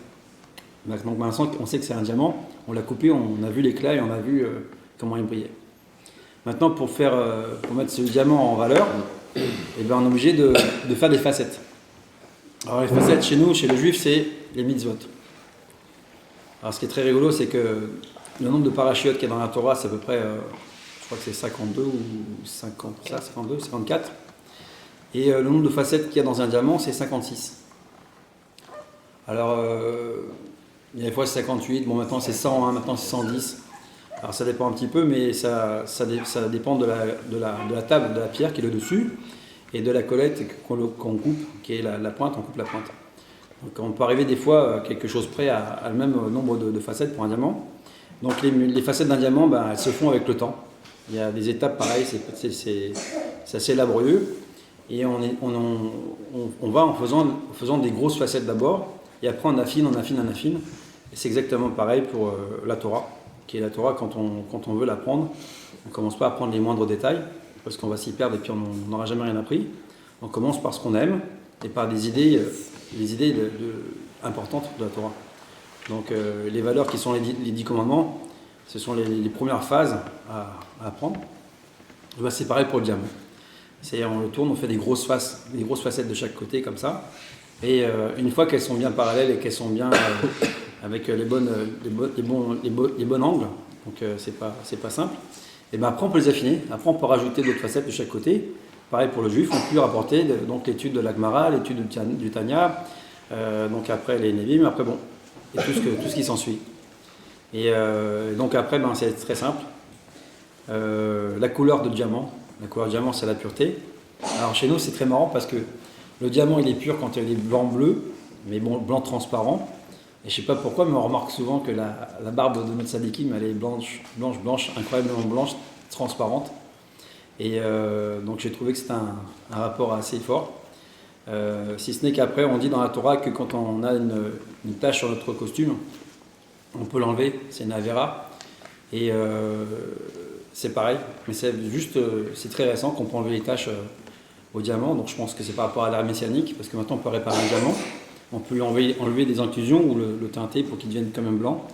Et moi je crois que le juif, avec l'ère messianique, c'est ce qui est en train de se passer, c'est que ce soit un bon juif ou un mauvais juif, en réalité il n'y en a pas de mauvais, et simplement comme dit le Rav, on est tous voilés par des clipotes, et ça empêche l'expression de notre Neshama. Mais ce qui est sûr, c'est que le diamant et le juif sont étroitement liés. Et comme on termine par une petite chose qui est assez sympathique, c'est que dans la science humaine a déclaré que la densité absolue de la valeur, de la masse, c'était la densité 10. Et la densité 10, c'est le diamant. La densité 10, c'est les 10 commandements. Donc ça a été très simple, ça a été très très facile. Et après, donc, on peut voir que l'unité du carat, c'est 0,20 g. Et donc c'est 1/5. Et 1/5, c'est, comment dire, dans le gramme, c'est 1/5 de gramme. C'est infime. C'est infime que le juif est tellement infime par rapport au monde et par rapport à la matière. Mais par contre, il a une valeur qui est comme le diamant, qui est irremplaçable. Voilà. C'est des paroles de diamant, ça. C'est merveilleux. Il a des bons prix, hein. Non, c'est de qualité, la qualité en bas, tout la qualité. Par contre, on ne peut pas comparer une protégie avec le diamant, on va pas. C'est que quand tu nettoies une pierre, elle perd de sa valeur. Juste comme tu nettoies. Oui, mais on va ça. Voilà. Parce que le juif maintenant, il est avec je parlais des autres. On nettoie. Voilà, non, c'est pas mal. On peut dire maintenant il y a la monsanite. Diamant industriel fabriqué à la machine. Alors, quelqu'un veut dire encore un mot? Une histoire à masser? Vous voulez? Non. Voilà. Eh bien, c'est merveilleux. Franchement, merci beaucoup. C'est ça une Nidvadout. Une Nidvadout, c'est pas juste qu'il y a un Rav qui est venu parler, c'est chacun on participe. Tu m'embêtais tout à l'heure et tu faisais un cigare. Toi? Moi, je t'en prie. Moi, t'as failli. Les Chaim, Chaim. C'est vrai. Je ne veux pas que parler des diamants, je ne veux pas que ce soit filmé ça. Mais j'avais étudié dans la Gemara le problème de la montagne. De la montagne, qu'Akadosh Baruch Hu, il a soulevé qu'il a mis par-dessus les Israël. Alors il disait qu'on parlait de l'argument. Il dit que c'est un argument pour les goy, un argument pour nous. On dit voilà, mais tu ne nous avais pas. Alors en réalité, c'est personnel, c'est pour ça que je ne vais pas en parler. En réalité, je pense que comme Dieu, il est que amour, c'est-à-dire qu'il fait que les choses parce qu'il nous aime, c'était pas pour nous menacer. Ça n'avait rien à voir. Pour moi, j'accepte l'étude, j'accepte la façon de penser, la façon d'enseigner, de dire que c'est une menace, mais pour moi, c'est pas une menace. C'est-à-dire pourquoi? Parce que en réalité, il a montré comment avant on avait dit on dit il n'avait pas besoin de soulever prendre la montagne, il a soulevé, il avait par-dessus nous. D'accord? Bon. Mais par contre, il a fallu qu'on le voie. Et il ne nous a pas tués. Alors je pense que c'est de dire, comme vous avez dit Naasim Nishma, je vous aime tellement, que même s'il arrive par malheur que je m'énerve et que je retourne des montagnes, même sur vous, alors vous inquiétez pas, vous serez protégés. La montagne, elle sera toujours au-dessus, mais jamais elle sera baissée sur vous. Mais sur l'effet de la montagne, quand il a pris la montagne, c'était il y avait la loi du viol. Dans la même paracha, il y a la loi du viol. Nous, on l'a accepté, la Torah. Et comment ça se fait qu'il vient derrière et il nous prend la montagne et il nous la met sur la tête? Et tu la veux? On vient de l'accepter, tu n'es pas obligé de nous la mettre sur la tête. Ouais. Non, il nous a violés à ce moment-là. Et il y avait les lois du viol, d'un air de dire que, comme le viol, celui qui viole une fille, il est obligé de la marier. Comme il savait que nous, il ne peut pas la divorcer. Il ne peut pas la divorcer. C'est tout pareil. Oui, mais c'est pareil, il est obligé de la marier, donc pas la divorcer, c'est pareil. Il faut enchaîner. Moi, je suis pas arabe, je raconte, il ne faut pas me pousser sur les mots. Donc, il a dit que si il nous a violés, sachant que nous, on allait faire des bêtises plus tard, mais il ne pouvait plus nous divorcer. Donc, on l'avait accepté, c'est vrai. Mais là, il est obligé de nous violer pour nous dire, Moi, je pourrais plus vous divorcer parce que vous savez que c'est à cause de nous qu'on aurait pu. Déjà, le berger, il n'était pas content du mariage au début. Et c'est dans la même paracha qu'il y a les lois du viol. Alors vous savez, dans la Chassidut, on dit que le fait que Dieu nous ait mis la montagne comme ça sur nous, alors, l'explication de la Chassidut, c'est qu'en fait, Dieu il nous a dévoilé un tel plaisir dans le fait que notre âme soit dévoilée, et que s'attache à Dieu et que s'attache à la Torah, qu'on ne pouvait pas refuser. Et on dit que c'est ça la montagne qu'il a mis sur nous. C'est-à-dire la montagne, c'est... On peut prendre la chose telle qu'elle, penser qu'il a déraciné la montagne, nous la met sur nous, ou alors penser que c'est un machal, un exemple, pour nous dire quelque chose qui s'est passé et que la Torah nous l'a transmis comme ça dans le premier sens. Et ça annule pas le premier sens, mais il y a un sens profond là-dessous. C'est quoi ? C'est qu'il nous a dévoilé un tel plaisir de s'attacher à lui à ce moment-là et à la Torah qu'on ne pouvait pas refuser. Et que c'était pour nous comme une montagne sur la tête que on peut dire, personne ne va refuser, évidemment, j'ai pas envie de mourir. Mais on avait accepté Voilà. Misha pourtant. Oui, mais on avait accepté, mais quand on a reçu vraiment la Torah et l'âme divine, en fait notre âme elle a quitté le corps. Et ça c'est le plaisir de se lier à Dieu, de se relier à Dieu tellement profondément de tout notre être, que ça a été une fusion avec Dieu. Et cette fusion avec Dieu en fait c'est ça, c'est comme la montagne. Qu'est-ce qui va refuser ? On dit... Ta'amour et ou qui tov avaye. Goûtez et voyez parce que Dieu est bon. Des fois, quelqu'un qui ne fait pas Shabbat, par exemple, on a beau lui raconter qu'est-ce que c'est de faire Shabbat, du matin au soir, on peut lui raconter. Mais un jour, on l'attrape, on a réussi à lui mettre à notre table et il vit avec nous dans une famille juive. Qu'est-ce que c'est Shabbat ? Ça y est, il n'y a plus besoin de raconter. Ta'amour, il a goûté le manger de Shabbat. Uréou, il a vu c'était quoi l'ambiance du Shabbat. Ça y est, pour la vie, maintenant, il sait ce que c'est Shabbat. Avant, on aurait pu lui expliquer, tu sais, c'est le jour où maintenant Dieu il s'est arrêté de créer le monde, alors nous on le fait, c'est un jour de témoignage. D'accord, c'est super, il y a d'autres fêtes, les goïms aussi ils ont des fêtes. Mais quand on l'attrape, on l'a mis à table du Shabbat avec nous, ça il n'y a plus rien à raconter. La même chose, c'est vrai qu'on a dit à Dieu, Naaseh v'nishma. Nous ferons tout ce que tu nous dis, on va faire. Et les sages ont dit, même si tu dis d'aller couper du bois dans la forêt, on va le faire. Mais grâce à Dieu, la Torah, c'est pas ça, c'est plus que ça. Et nous comprendrons, c'est qu'après, on veut tout comprendre. Et quand on a accepté de tout comprendre, en fait, il faut y aller, il faut aller jusqu'au bout de tout comprendre. Mais sur le chemin, quand on a reçu l'âme divine, parce que le don de la Torah, c'est pas juste qu'il nous a donné la Torah. Il aurait pu, que Dieu préserve, donner la Torah au goïm. Quelle différence ? C'est qu'il a donné la Torah et l'âme qui peut comprendre cette Torah. L'âme, c'est une conscience qui est attachée à Dieu. Un juif, il ne faut pas oublier, un juif, c'est pas être religieux. Je peux faire 0 Torah et mitzvot et je suis juif. Il n'y a pas de différence sur ça.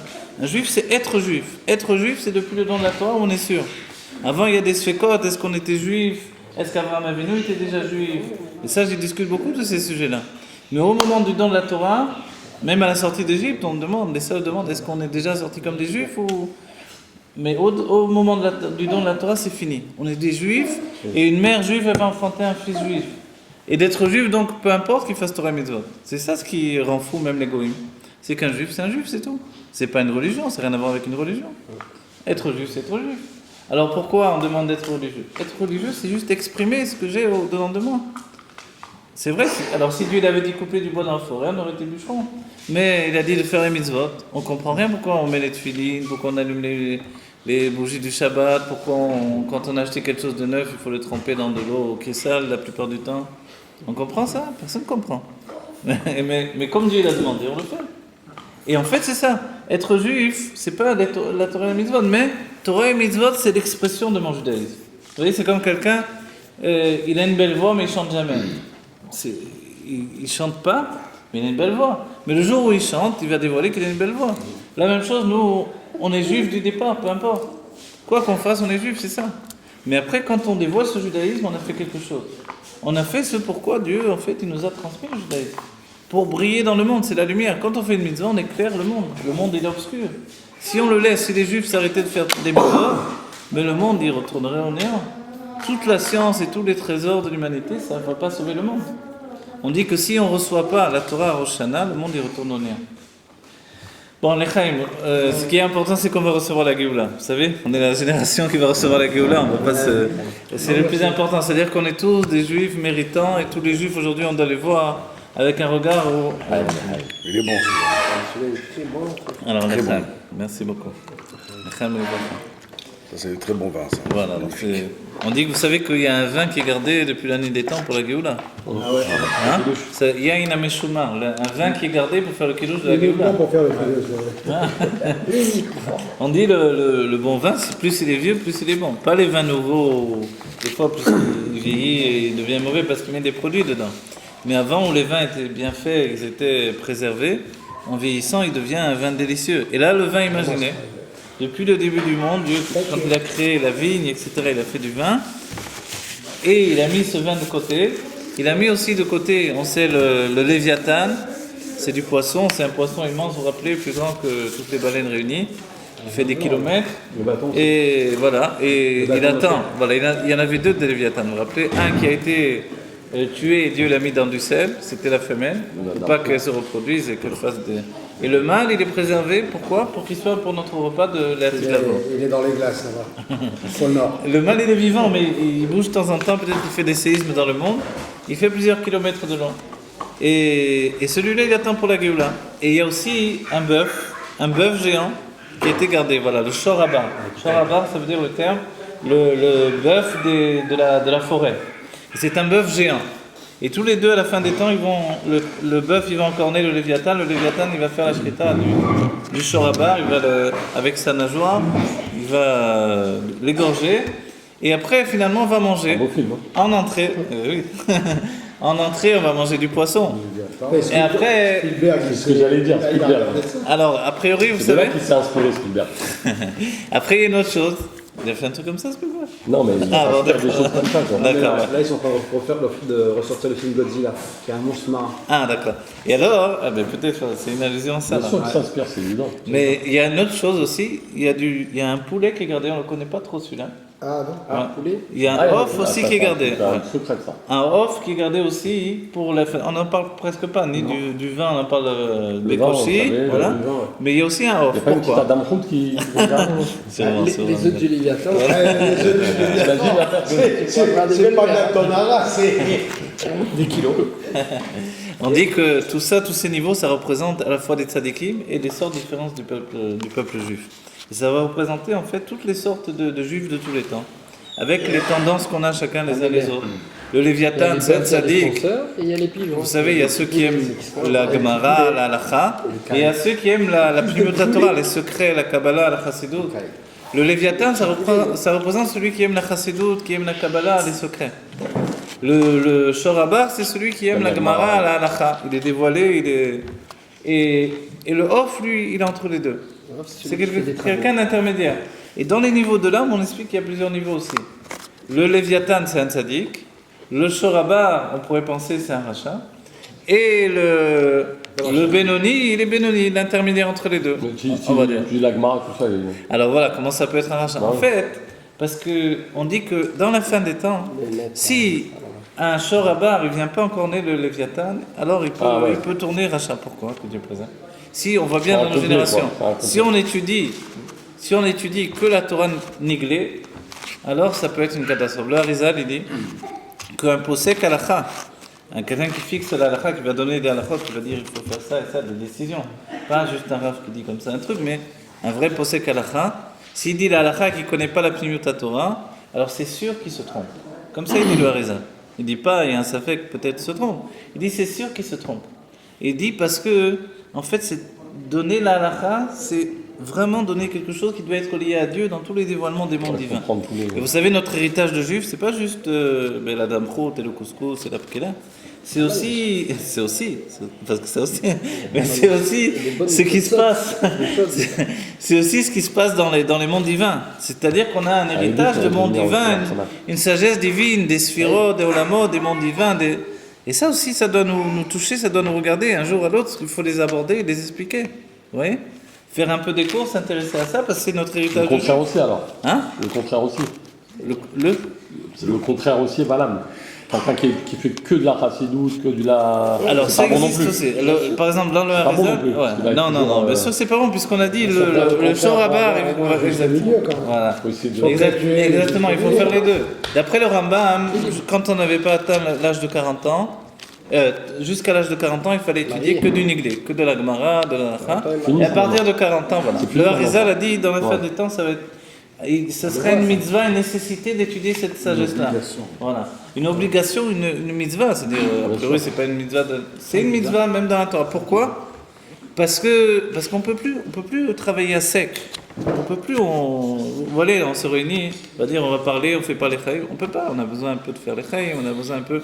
Dans la fin des temps, si on n'a pas quelque chose qui nous tire, quelque chose de plus puissant, on est devenu très malade. La Chassidut, le Baal Shem Tov, il rapportait des images et disait que il y avait une époque où on était déjà endormis. Alors la Torah est venue nous réveiller. Il fallait une Torah puissante.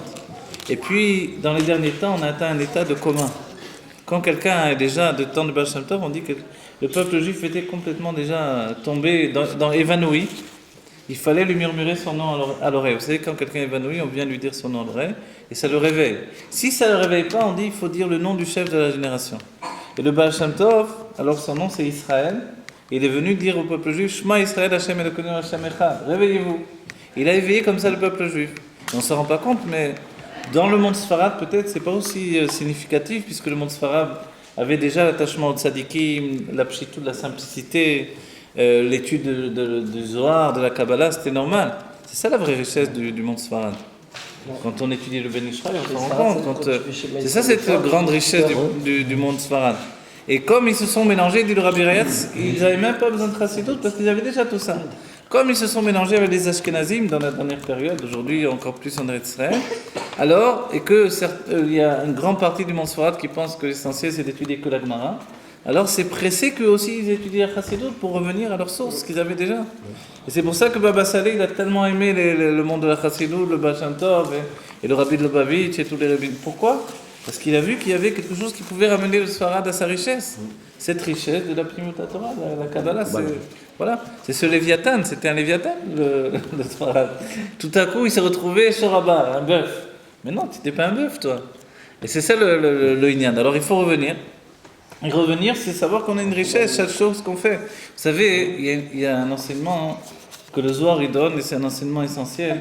Quand on fait le Kiddush, moi c'est quelque chose que j'enseigne souvent, mais ça fait longtemps que je ne l'ai pas enseigné, peut-être je vais vous le dire maintenant à l'instant. Quand on fait le Kiddush dans sa maison, aujourd'hui on doit accueillir la Géoula. Le Rabbi a dit la dernière chose qui nous reste à faire aujourd'hui, c'est accueillir la face du Mashiach. Pnei Mashiach Tzidkenu. C'est-à-dire quoi la face? Qu'on ne l'accueille pas de dos comme ça. C'est qu'on soit prêt à l'accueillir de face. C'est-à-dire qu'on réalise ce qui nous arrive. En même temps, il dit Be'eser Hadaat, alors qu'on ne s'y attend pas, il vient le Mashiach. Et en même temps, on doit l'accueillir comme ça, de face. C'est-à-dire qu'on se prépare en fait. On essaie d'intérioriser, puisqu'il y a des tas de choses où on utilise notre intellect. À l'université, pour les mathématiques, pour des tas de sciences, de métiers, l'intellect il va à fond. Quand on vient à la Torah, on veut tous un petit cours du dimanche comme ça, comme le peintre du dimanche. Et hop. Mais non, en fait, là aussi, il faut aussi étudier. Il faut mettre notre intellect. Il faut le mettre, il est là pour ça. Et en fait, notre intellect, quand il devient un réceptacle pour dévoiler la Torah, alors il réalise pourquoi il est créé. Il y avait même une lettre que le rabbi avait écrite au Rabbi Rayatz. Le rabbi n'était pas encore rabbi, il avait écrit une lettre. Le rabbi était à Berlin à cette époque-là, il avait écrit une lettre au Rabbi Rayatz. Il avait dit, dans notre génération, alors que Dieu a donné à l'homme, aux Juifs, un cerveau, une intelligence pour qu'il puisse connaître Dieu. Connaître Dieu, c'est-à-dire comme on ne peut pas le connaître lui-même, on va connaître ses attributs, sa lumière, les mondes divins, tout ce qui peut nous rapprocher de Dieu, qui nous fait sortir de l'enfermement du monde de la matière. Le cerveau, il nous est donné pour ça normalement. Et il dit, comme dans notre époque, les gens ont pris ce cerveau, cette intelligence, et l'ont donné finalement pour leur métier, pour la parnassa, pour la survie. Finalement, il faut aussi éveiller les gens. Comment on va les éveiller? Alors on raconte des histoires. Mais les histoires, c'est juste un moyen de ramener les gens à l'essentiel qui est la Torah. Oui, l'histoire, c'est pas que ça. C'est aussi un moyen de revenir à la Torah, puisque l'histoire, elle doit être quelque chose qui nous ramène à la Torah. Des histoires, on en a plein. On en fait des histoires. Alors, en fait, dans tout ça, ce que je voulais vous dire, c'est que dans l'étude de la Pnimut Torah, on ne doit pas l'étudier comme quelque chose qui ne nous regarde pas, comme quelque chose qui est... Pas dire ce qui touche. Ouais, je veux le dire. Quelque chose qui touche quelqu'un d'autre. Non, mais c'est bien, comme ça, si j'oublie, il faut me rappeler tout de suite. Quelque chose qui touche quelqu'un d'autre. C'est notre héritage de juif. Et ça, c'est très important. Pour le Kiddush, on fait tout le temps le Kiddush. Le plus important, et ça je nous dis, c'est quand je fais le Kiddush, je dois lire le texte du Kiddush. Même quand on le connaît par cœur, je dois comprendre ce que je dis au moment où je le dis. Et malheureusement, des fois, et là, il faut nous éduquer. Dans les familles, tout le monde est pressé, vite, vite, il faut le faire vite. Mais là, on va dire doucement, c'est une fois par semaine, je le fais ce kiddush. Donne-moi le temps de le faire. Et le kiddush, il est tellement important qu'il va bénir toute la maison, toute la famille.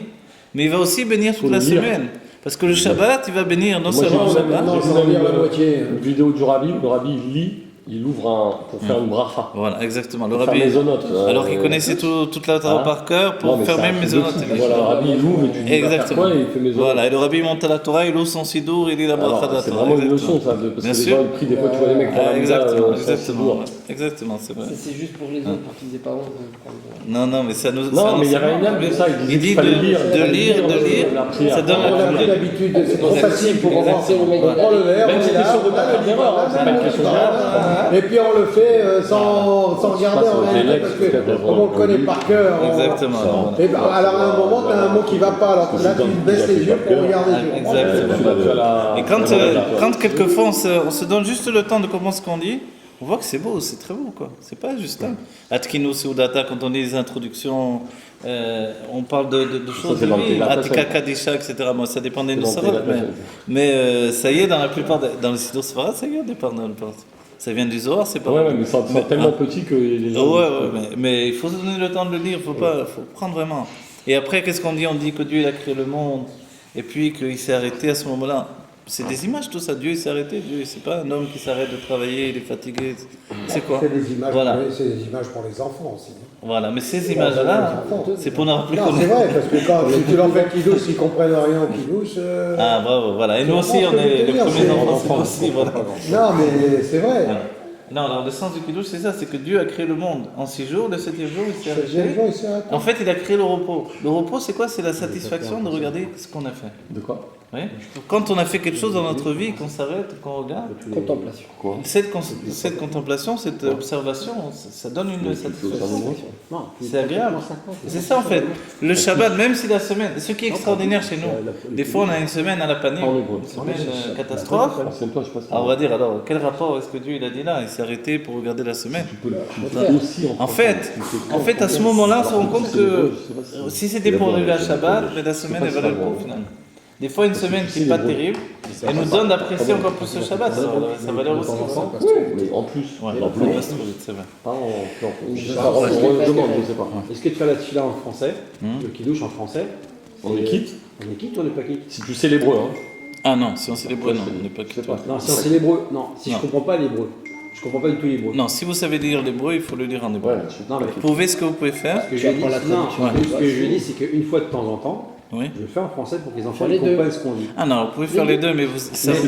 Oui, mais c'est ça les deux. Ah voilà, mais ça vous rend pas quitte. C'est faire toute la prière en français et apprendre l'hébreu. Non, d'abord en hébreu et après en français.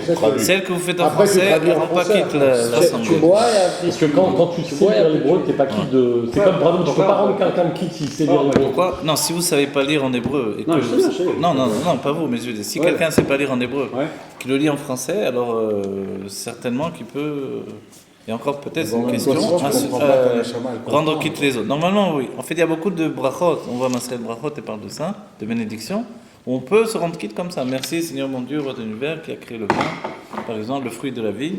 Je peux me rendre quitte, et moi, si j'entends ça, je peux même dire. Ça fait bizarre en français. Ça fait un peu vite. Les mots, ils correspondent pas. Quand on lit en anglais, ça fait Shakespeare directement. Si vous avez lu des fois. En hébreu, c'est le top. Mais non, si vous voulez faire pour qu'on comprenne bien ce qui est dit, alors vous pouvez faire, même après le kidouche, au début de la Seuda, prendre un peu de temps, expliquer, voilà, on a lu ça, etc., ou le préparer avant pour les garçons. La bracha, c'est une grande. Mais il faut le dire en hébreu, c'est certain. Pour être en quitte, etc., il faut le dire en hébreu. Alors ce qui est important, c'est que les sages nous disent qu'il y a, et ça c'est les enseignements du Zohar, il y a ce qui s'appelle les gvurot. Les gvurot, c'est la rigueur. La rigueur, vous voyez, quand quelqu'un est énervé, ça vient de la rigueur qu'il y a en lui. Il est dit entre l'homme et la femme que l'homme il est du côté droit et la femme elle est du côté gauche. Le côté droit c'est la générosité, le côté gauche c'est la rigueur. Et le travail de l'homme, comme il est du côté droit de la générosité, c'est de l'implique de radoucir les mesures de rigueur de la femme. Comment il radoucit ces mesures de rigueur? Alors le Zohar nous dit, c'est justement le jour de Shabbat qu'il peut faire ce travail-là. il y a 3 manières de radoucir les mesures de rigueur de la femme. Vous savez ça, cet enseignement?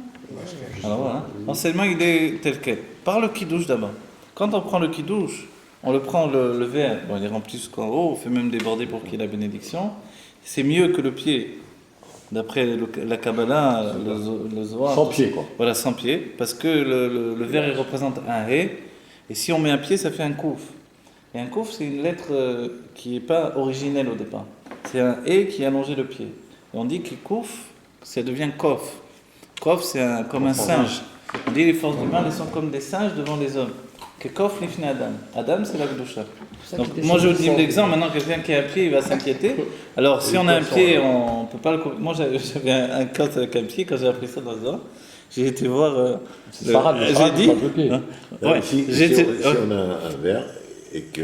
Alors, je vais vous dire, regardez. Qui a le pied. Voilà, je vais vous dire le truc. Moi, ce que j'ai fait, j'ai été voir un orfèvre comme ça, un truc, et je lui ai dit, coupe-moi le pied. Il a coupé le pied, après, il a bouché le bout là.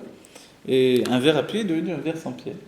Et bon, après j'avais le pied à côté, je ne sais plus comment faire, mais maintenant, si on arrive, voilà, s'il y a un pied, on prendra pas, décoratif. Ouais, voilà, on prendra pas le pied, Voilà. on prendra pas le verre, le pied qui dépasse comme ça, parce que alors c'est vraiment un kouf. Et ce que ça fait que le kos se trouve dans le monde de Hatzilut, le monde de la pureté, le monde du bien absolu, d'accord? Un monde d'émanation, ça s'appelle. Là-bas, il n'y a que la lumière de Dieu qui est présente. Et quand le pied en fait, lui-même, s'il est dans la main, ça représente les mesures de générosité de l'homme qui sont en relation avec ce qui s'appelle Zeranpin. On dit Kutsha Belechu, Akadosh Baruch Hu. Voilà, c'est Dieu dans son côté masculin, le fiancé divin. Et après, je vais vous expliquer plus ce que ça veut dire la main par rapport au verre de manière plus simple d'après les ordres. Mais si on laisse le pied qui glisse comme ça des mains, alors ça fait vraiment un kouf. C'est que vraiment il y a une influence de mon kidouche dans les forces du mal, il dira le Zohar comme ça. Donc il faut, dans ce cas-là, on s'attrape par le pied en dessous. C'est plus difficile, vous voyez. S'il a un pied, je vais attraper par le pied en dessous de manière à ce que ça ne dépasse pas de la main, d'accord? Maintenant l'explication du Zohar, elle est très belle.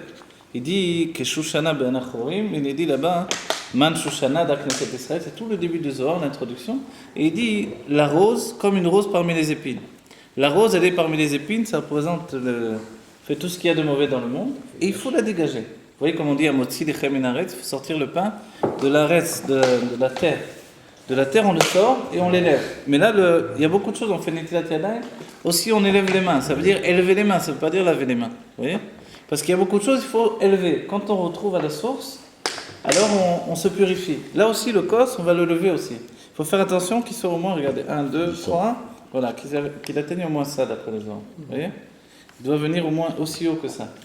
Voilà, une fois qu'il est aussi haut que ça, alors maintenant, quand on a pris notre verre, on le prend de la main droite, on le donne dans la main gauche. Tout ça, c'est important parce que si la main gauche, voilà, chez nous, si on est gaucher, si on est gaucher, c'est des questions dans la halakha, ça c'est la gaucher. Si on est gaucher, en principe, pour le gaucher, sa main gauche, c'est sa main droite. Comme ça, c'est dit pour les tefilines. Maintenant, pour le kos, en vérité, ça je l'improvise. Maintenant, je ne sais pas. Je vais pas. Il faudra demander peut-être à aller chercher. C'est conseillé d'après de les remettre. Les tefilines. Mais en principe, la halakha pour les gauchers, c'est ça, parce qu'il y a même des tefilines de gaucher. Il y a même des tefilines de gaucher. Pour lui, moi j'ai lu, j'ai vu Dan Mourazaken, il dit sa main gauche, sa main droite dans ce côté-là.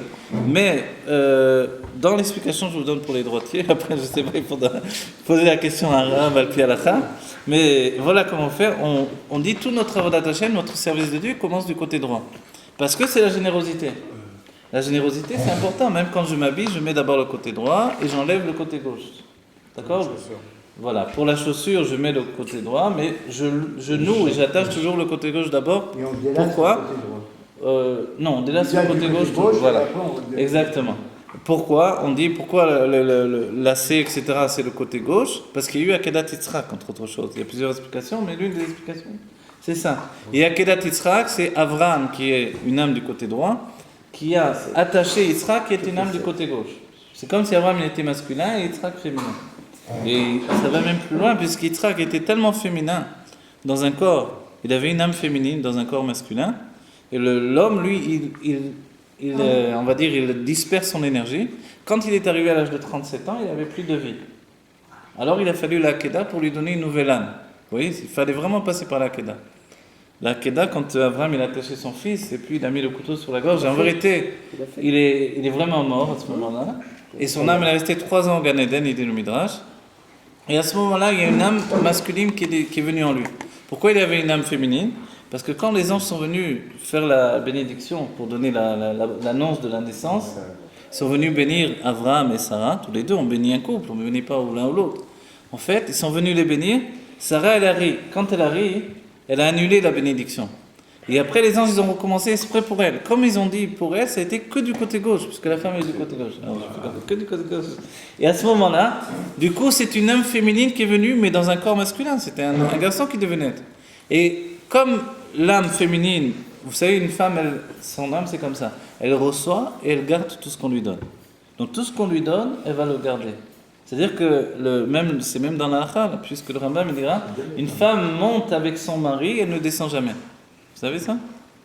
Quand vous... J'ai toujours cette blague-là. Quand on monte les courses à la maison, alors on monte, les femmes aussi elles montent des courses avec le mari, mais elles ne redescendent jamais pour aller chercher les autres courses qui sont dans la voiture. C'est toujours le mari qui... Non, je rigole. Mais, non, il y a une lignane, on dit, c'est vrai, elle monte avec son mari mais ne descend pas. C'est-à-dire que si, dans la Pnimiut Torah, c'est très important, quand l'homme et la femme se rencontrent, ils se rencontrent pour s'élever ensemble. S'élever, c'est que l'homme ne peut pas s'élever sans la femme, et la femme obtient son élévation de l'homme. Et en fait, dès qu'elle lui permet de s'élever, parce qu'elle reçoit de lui, en fait, elle lui permet de s'élever de niveau en niveau. Et quand il s'élève, il élève avec lui. Vous voyez, une femme, on dit une rabbinite, la plupart du temps, elle n'a pas étudié ce qu'il a étudié son mari. Pourquoi elle s'appelle la rabbinite? Parce qu'elle est mariée à un rabbin. C'est une image, mais pour dire que dès qu'il s'élève, elle s'élève avec lui. Mais maintenant, si le rabbin, il a fait des bêtises, il a chuté, il n'est plus rabbin du tout, la femme, elle reste toujours à son niveau-là. Elle reste rabbinite. Voilà. Elle reste à ce niveau-là, et en vérité, dans l'âme, c'est ça. C'est-à-dire qu'une femme, elle ne perd jamais ce qu'elle a obtenu dans son âme. C'est-à-dire que dans l'âme, on va de Nefesh à Roi, de Roi à Neshama, de Neshama à Chaya, de Chaya à Yechida. C'est tous les niveaux de l'âme. Et tous ces niveaux-là, on peut les expliquer pour dire ce que ça veut dire réellement. C'est pas juste des noms comme ça qu'on comprend rien, en fait. Il y a des explications à toutes choses. En fait, l'homme, il vient pour s'élever, mais il ne peut pas s'élever sans sa femme. Et c'est pour ça qu'il la cherche tellement intensément. Quand il la trouve, il s'élève avec elle. Et en fait, rien que ça, si on imagine combien on doit remercier nos femmes de nous permettre de nous élever. Mais elle, qu'est-ce qu'elle gagne? Elle gagne qu'en nous aidant à nous élever, elle va s'élever en même temps que nous. Vous comprenez? Et c'est pour ça que tout notre travail dans le couple, c'est d'augmenter le lien entre le mari et la femme. Et à ce moment-là, on s'élève, et on s'élève ensemble. Et quand on est vraiment unis, on peut s'élever vraiment très très haut, jusqu'à arriver à un stade où il est dit dans la Géoula, la femme, elle sera comme la couronne de son mari. C'est-à-dire qu'elle pourra même influencer son mari directement. Aujourd'hui, quand la femme, elle essaie de nous influencer, oui, aujourd'hui, on a un peu de mal, en vérité, non? Quand notre femme, elle nous dit un truc, on dit non, première réaction, non, après on réfléchit, on avait raison, finalement. Alors après, doucement, on dit, bon, peut-être, d'accord, allez, je vais te faire plaisir. Bon, en vérité, c'est qu'elle avait raison la plupart du temps. Et c'est comme ça. On a besoin de recréer ce lien, cette union, c'est pas une union des corps, c'est l'union des âmes d'abord. Alors on revient au Kiddush avec tout ça, parce que tout ça c'est lié. Maintenant, quand on prend donc le verre du côté droit d'abord, parce que ça doit être toujours le côté droit qui commence, pour que tout commence avec la générosité et la Kedusha, après on donne au côté gauche, c'est la rigueur, et à ce moment-là, qu'est-ce qu'on fait? On fait un réceptacle avec sa main, et là on va mettre le kos. Et qu'est-ce qui s'est passé ici? Voilà, comme ça c'est la manière de Baba Saleh, la manière du Baal Shem Tov et de la Chassidut, c'est exactement comme ça, vous voyez? Maintenant je vous dis pourquoi comme ça. Certains font comme ça. Les Bagdadimes, il y en a même qui font comme ça. C'est plus dur parce que c'est dangereux, mais il y a des Bagdadimes de Bagdad, tradition, ils font comme ça. Maintenant pourquoi? C'est quoi la différence? Le Zohar il dit que c'est une rose. La rose, maintenant, elle est rouge, c'est pour ça c'est bien de faire avec du vin rouge, mais si le vin blanc il est mieux, on peut prendre du vin blanc. Et il faut la rendre, en français on dit rose. Il faut le rouge le transformer en rose. Comment on transforme le rose en rouge? Le rouge en rose? On met du blanc dedans. Et ceux qui connaissent la peinture, on met un peu de blanc, le rouge il devient rose. Et en fait le blanc il vient de nous, de notre main. L'homme il est chesed, il est générosité, c'est la couleur blanche. La femme c'est la rigueur, c'est la couleur rouge. Et l'homme, son travail, vous voyez, c'est quoi? C'est de transformer le vin, de lui donner cette couleur rose. Et rose, ça représente Tiferet, l'harmonie. En fait, notre travail, on comprend que dès que je fais le kiddush, je commence à faire, je radoucis les mesures de sévérité. Voilà, de ma femme en fait. C'est privé en fait, ce qui est incroyable. Je vais le faire devant tout le monde, en fait, ça regarde moi et ma femme. Et même s'il y a, ce qui est extraordinaire, une fois que j'ai fait le kiddush, même s'il y a Baba Saleh à ma table, s'il m'a donné de faire mon kiddush, je ne vais pas lui donner le kiddush à lui, je vais donner d'abord à ma femme. Et après seulement je donnerai à Baba Saleh. Même si il ne va pas, au contraire, il va me dire bravo, c'est comme ça qu'il faut faire. C'est pour ça qu'on rajoute un peu d'eau. Alors voilà, maintenant, voilà, ça c'est exactement la raison pour laquelle les d'après la Kabbalah, on rajoutera un peu d'eau pour radoucir les mesures de sévérité du vin. Voilà. Les chassidim ont une habitude de ne pas rajouter de l'eau finalement. Il y en avait certains qui à une époque rajoutaient et après finalement, il est dit de faire d'une manière différente. Il y a un moment du rabbi, il explique qu'on fait avec les yeux. Vous savez que la source des yeux aussi, c'est lié à ce qui s'appelle la chokhmah. Maintenant, la kavana, d'après la chassidut, c'est qu'on regarde les lumières du Shabbat, on regarde la lumière du Shabbat, et dans la lumière du Shabbat brille là-bas ce qui s'appelle Adam Kanmon, les yeux de Adam Kanmon. C'est quoi Adam Kanmon? C'est la volonté générale de toute la création qui aboutit au Shabbat. Et quand je regarde avec cette intention, Kabbalah, ça, hein. alors, ouais, ça c'est déjà de la Kabbalah, ça brille dans mes yeux, je regarde mon kiddush, et je radoucis de cette manière-là. Mais autrement, alors si je ne fais pas de cette manière-là, je vais faire avec de l'eau tout simplement. Voilà. Maintenant, alors, une fois qu'on a fait ça, on a radouci les mesures de sévérité, vous vous rendez compte? Et c'est pour ça que le Zohar il dit on ne doit pas mettre l'autre main. Malheureusement, souvent, il y a des gens qui mettent les deux mains. Alors des fois, quand ça m'arrive de me trouver avec quelqu'un qui fait ça, je ne sais pas trop lui dire, pas lui dire, c'est délicat à chaque fois. Mais le Zohar il dit, et surtout, on ne mettra pas l'autre main parce qu'on annule tout ce qu'on est en train de faire. Vous voyez? Et des fois, on a peur que ça tombe, surtout si, comme on a dit, on fait ça. Alors, mais en fait, alors maintenant, pourquoi on met les mains comme ci ou comme ça? Pourquoi il y a des marloquettes, des avis différents sans que ce soit une marloquette? Parce que c'est une rose. La rose, elle a des pétales autour d'elle. La main, ça représente les 5 pétales qui se trouvent autour de la rose. Vous voyez? Et elles sont de couleur verte. Et ça représente le tiferet déjà, l'harmonie. Et en fait, il y a des avis différents. Comment les pétales se tiennent sur la rose? Est-ce qu'ils se tiennent vraiment comme ça, ils l'entourent jusqu'en haut? Ou est-ce qu'ils se tiennent plus en bas comme ça? Ou est-ce qu'ils se tiennent vraiment en dessous comme ça? Vous voyez? C'est sur ça qu'il y a les différents avis par rapport au doigt pour tenir le verre. Alors le premier, une fois que j'ai fini de faire le kiddush, je bois le premier et après tout de suite je donne à ma femme. Et ça radoucit les mesures de sévérité de ma femme. Mais c'est le premier radoucissement du Shabbat. Il va y en avoir encore 2. Le deuxième, c'est par le motzi. Le motzi, donc je prends le pain, d'après la halakha, je vais choisir l'endroit le plus cuit, je vais juste marquer sans vraiment marquer le pain parce qu'il doit rester entier. Et après, donc je vais soulever le pain. Et après, je vais couper mon pain avec les mains ou avec le couteau selon les minagim. Chacun fera selon son travail, ses habitudes. Voilà.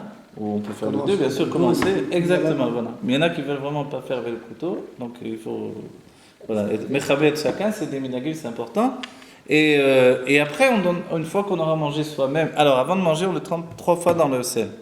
Lechem et melach, ce sont les mêmes lettres, mais inversées. Lechem, c'est le pain, melach, c'est le sel. Si vous mettez le mot lechem devant un miroir, il devient melach. et on dit que la femme, elle est le miroir de l'homme. C'est pour ça que des fois, quand on ne comprend rien, quand elle nous parle, elle a toujours un avis différent de nous. Parce que nous, on dit blanc, on dira noir. Et ce truc-là, c'est toujours comme ça. C'est qu'en fait, elle est exactement comme on est le lechem, il est le melach. Mais dans la halakha, il est dit l'essentiel du pain, c'est qu'il soit salé. Bon, et les Ashkenazim, ils aiment bien le pain sucré, mais en général, il faut toujours qu'il soit salé. On coupe un peu la croûte, on enlève la croûte. Sur le bord. Alors ça, c'est un minac de dire qu'on ne mange pas l'extrémité. C'est pas qu'un minac, c'est même rapporté dans voilà, on dit que ça pourrait raccourcir la vie si on mange l'extrémité du pain. C'est vrai, on dit ça. Alors certains ont l'habitude d'enlever. Même dans le pain. Ça fait perdre la mémoire de manger le croton. Voilà, exactement. Et il y en a, ils sont connus du coup. Un qu'elle m'oublie, quoi. Dites-moi. Alors, ouais. J'ai jamais aimé le croton. Quand les Shabbats commencent très tôt, comme ça, 4h30, 5h30, Donc la nuit, trop tôt, chez Rabat, il disait de prendre du vin rosé pour adoucir la nuit. Mais la baguette. Ou sinon attendre. Une Après, certaine heure pour prendre du vin Ouais, rosé. je vais vous expliquer. Parce que d'après l'Admorazaken, il écrit dans le Shulchan Aruch, c'est une halakha. Il explique qu'entre, ici en Israël, ça va être entre 6h moins 20 et 7h moins 20. Il y a la planète Mars, Edom, qui brille, qui prend le dessus sur les autres. Vous savez, il y a des configurations astrologiques. Et la planète Mars, à ce moment-là, elle prend le dessus. Elle est liée à Edom, qui est Edom, c'est Esav. Elle est liée au Malach HaMavet, l'ange de la mort également. Et l'Admorazaken, il dit, c'est pas très bien de faire, enfin, il dit pas, c'est pas très bien, il dit, il faut pas faire le kiddush à ce moment-là, parce qu'on n'arrive pas, justement, comme on a dit, tout le travail, c'est de faire que le chesed, la générosité, prend le dessus. Quand on fait à ce moment-là, on n'arrive pas à faire ce travail qui est de faire que le chesed, il prend le dessus, vous voyez ?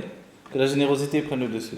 Donc on attendra de passer cette heure-là, c'est-à-dire entre 6h moins 20 et 7h moins 20. 7h. Voilà. Chez les chassidim, on fait pas le kiddush. Alors soit on traîne à la choule, soit on arrive à la maison, on traîne aussi, on part le vin rosé. Alors il y en a qui disent, voilà, il y en a qui diraient ou du vin blanc ou du vin rosé, ça pourrait. Mais tout le monde n'est pas d'accord sur ça. J'ai demandé moi-même au Brunner, le secrétaire du C'est que Rabbi. Chabad, ça par contre. Voilà. C'est que Chabad. Ouais. Ça, parce que c'est dans le Shulchan Il n'y a Aruch. pas même dans aucune chassidoute, il n'y a pas. Non, mais c'est le Shulchan Aruch de l'Admorazaken où il s'écrit ça. Mais vous savez, le Ben Ishra, il va la plupart du temps, d'après l'Admorazaken, il le ramène Rabbeinu Zalman. Dans le Ben Ishra, c'est l'Admorazaken. Et très très souvent, il se base sur l'Admorazaken pour ses halachot. Ils sont très très proches dans l'état d'esprit en fait. Parce que l'Admorazaken, c'était le premier à relier la halacha avec le Zohar et la Kabbalah. Mais après, quand il y avait des machloquettes entre la Gemara et la Kabbalah, l'Admorazaken, dans son Shulchan Aruch, il allait d'après la Gemara. Le Ben Ishra, à ce moment-là, il va d'après la Kabbalah, vous voyez. Mais le comportement après de l'Admorazaken pour les Chassidim, il allait aussi d'après la Kabbalah comme le Ben Ishra, vous voyez. Donc en fait, très souvent, si vous avez étudié le Ben Ishra, c'est un très très beau livre, merveilleux. Là-bas, très souvent, il dit Rabbeinu Zalman, et c'est l'Admorazaken, le Balatania, sur lequel il se base pour ses halachot très très souvent. Et vous savez, j'ai entendu il n'y a pas longtemps un enregistrement du Ben Ishra. Ils l'ont enregistré, chanté. C'était les premiers enregistrements. Ils chantent d'une manière merveilleuse. Tu as entendu hein? Ah, c'est très très beau. C'est la Motzi Shabbat, etc. C'est merveilleux d'entendre ça, franchement. Voilà, juste pour finir, une fois qu'on a fait le Motzi, on va tremper 3 fois le pain dans le sel. C'est important 3 fois parce que c'est les 3 lettres. Et c'est chazak, c'est fort. Et il faut être médaillé de faire 3 fois. Et après, alors, une fois qu'on a mangé nous-mêmes, on a radouci nos propres mesures de sévérité. C'est pas que nous, on n'en a pas, il y a juste la femme. Nous aussi, on a ce problème-là. Qu'on a la tendance de la rigueur qui l'emporte sur la générosité, nous aussi. Donc, il faut d'abord se radoucir soi-même avec le vin et le pain, et après, on peut radoucir sa femme. Et on lui donne à nouveau, même s'il y a 150 invités, mon père, mon truc. Des fois, je vois des hommes, ils ne savent pas du tout ces trucs-là, quoi. Ils donnent à tout le monde, et la femme, elle reçoit en dernier. Mais non, en premier de recevoir, Bekavana, avec intention, c'est pour elle en fait. C'est elle le plus important parce que c'est elle qui tient toute la maison. La maison, c'est elle.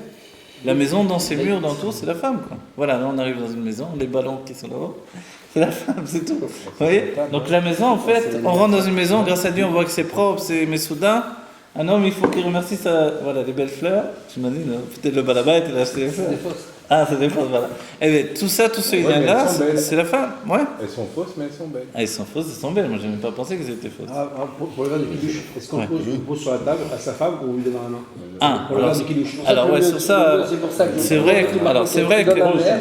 On va dire une chose. Il y a des périodes, tu fais comme ça tout le temps, tu donnes ce verre à ta femme, comme ça, l'autre, tu fais passer aux invités. Alors voilà, c'est vrai qu'il y a un point, comme il y a la halachot de Nida, et qu'on ne veut pas toujours dire quand on est Nida, pas Nida, etc. Donc, alors, des fois, on met juste à côté, elle va le prendre d'elle-même. Ou alors, selon l'habitude, on le met dans son verre et on lui donne. Voilà. On attend, quoi qu'il en soit, avant de servir qui que ce soit, on attend qu'elle ait bu. Une fois qu'elle a bu, on peut servir tout le monde. Voilà. Ça, c'est très important. Parce que si on sert les autres, elle est. Il faut attendre qu'elle boive. Voilà, il faut qu'elle boive en premier. Une fois qu'on s'est assuré qu'elle a bu en premier, alors on peut servir tout le monde. Parce qu'alors, ce qu'on a fait était efficace. Tu veux qu'elle bondit pour aller faire le service. Il y avait, vous vous rappelez, quand Elisha, le prophète Elisha, il y a cette femme qui est venue le voir, qui était la mère du prophète Habakkuk, Et elle est venue le voir, son fils était mort. Elle est venue voir Elisha. Et en fait, elle avait dit à personne que son fils était mort, même pas à son mari. Il était dans les champs, il a dit Roshi, vous vous rappelez cette Haftara? C'était justement, on a parlé de Yitzhak, c'est directement lié, c'était la Haftara de la paracha de la Kedah. Et à ce moment-là, en fait, elle a enfermé la maison, elle est partie voir Elisha, et il lui a dit pourquoi tu m'as donné un enfant, etc. Dans ce cas-là, pour me le reprendre. Et lui a compris qu'il était mort. Il a dit à Gehazi, son serviteur, qui était un peu spécial, il était un peu bon. Qu'est-ce qu'il avait Gehazi, il se mettait même à la porte à la tente. Il y avait une tente où son maître il enseignait la Torah. Il se mettait à l'entrée, il décourageait les gens d'entrer. Il était très très spécial. Il décourageait les gens d'entrer chez son maître. Ah ouais. Pourquoi il s'appelle Chabakouk? Le Zohar il dit parce qu'il a eu 2 chibokim. Un chibouk c'est de prendre dans les bras de Hosea. Il a eu celui de sa mère la première fois et après de Elisha Navi. Et on dit alors comment ça s'est passé? Elisha il a pris son bâton, il a dit à son serviteur va, tu parles à personne en chemin, tu vas directement et tu mets le bâton sur l'enfant. Et Gehazi, on dit qu'il était Ktané Emouna, il n'avait pas beaucoup de Emouna. Ça arrive des fois, il y a des gens. Il a pris un comme ça. Je sais pas, vraiment, c'est un grand secret ce truc-là. Tout le monde se demande cette question-là, mais c'était comme ça. Même après, il y a d'autres massim où il va même avoir la lèvre du fait qu'il va pas avoir l'aïmouna jusqu'au bout, etc. Mais il va prendre le bâton, donc il sait maintenant que ce bâton, il peut ressusciter un mort. Il va ressusciter l'enfant. Mais lui, il n'est pas mamim, il dit c'est vrai que le bâton il va ressusciter. Sur le chemin, il voit un chien mort, il met sur le chien le bâton, le chien il se lève. Ça marche qu'une Il fois. dit ça marche, il va, il met sur l'enfant, il ne se passe rien. Et forcément. Il a perdu la face. Le bâton, ça représente un conduit de vitalité en fait. Même chez Moshe, même tout ça, il faut étudier le bâton lui-même. Il est revenu, il a dit j'ai fait, ça n'a pas marché.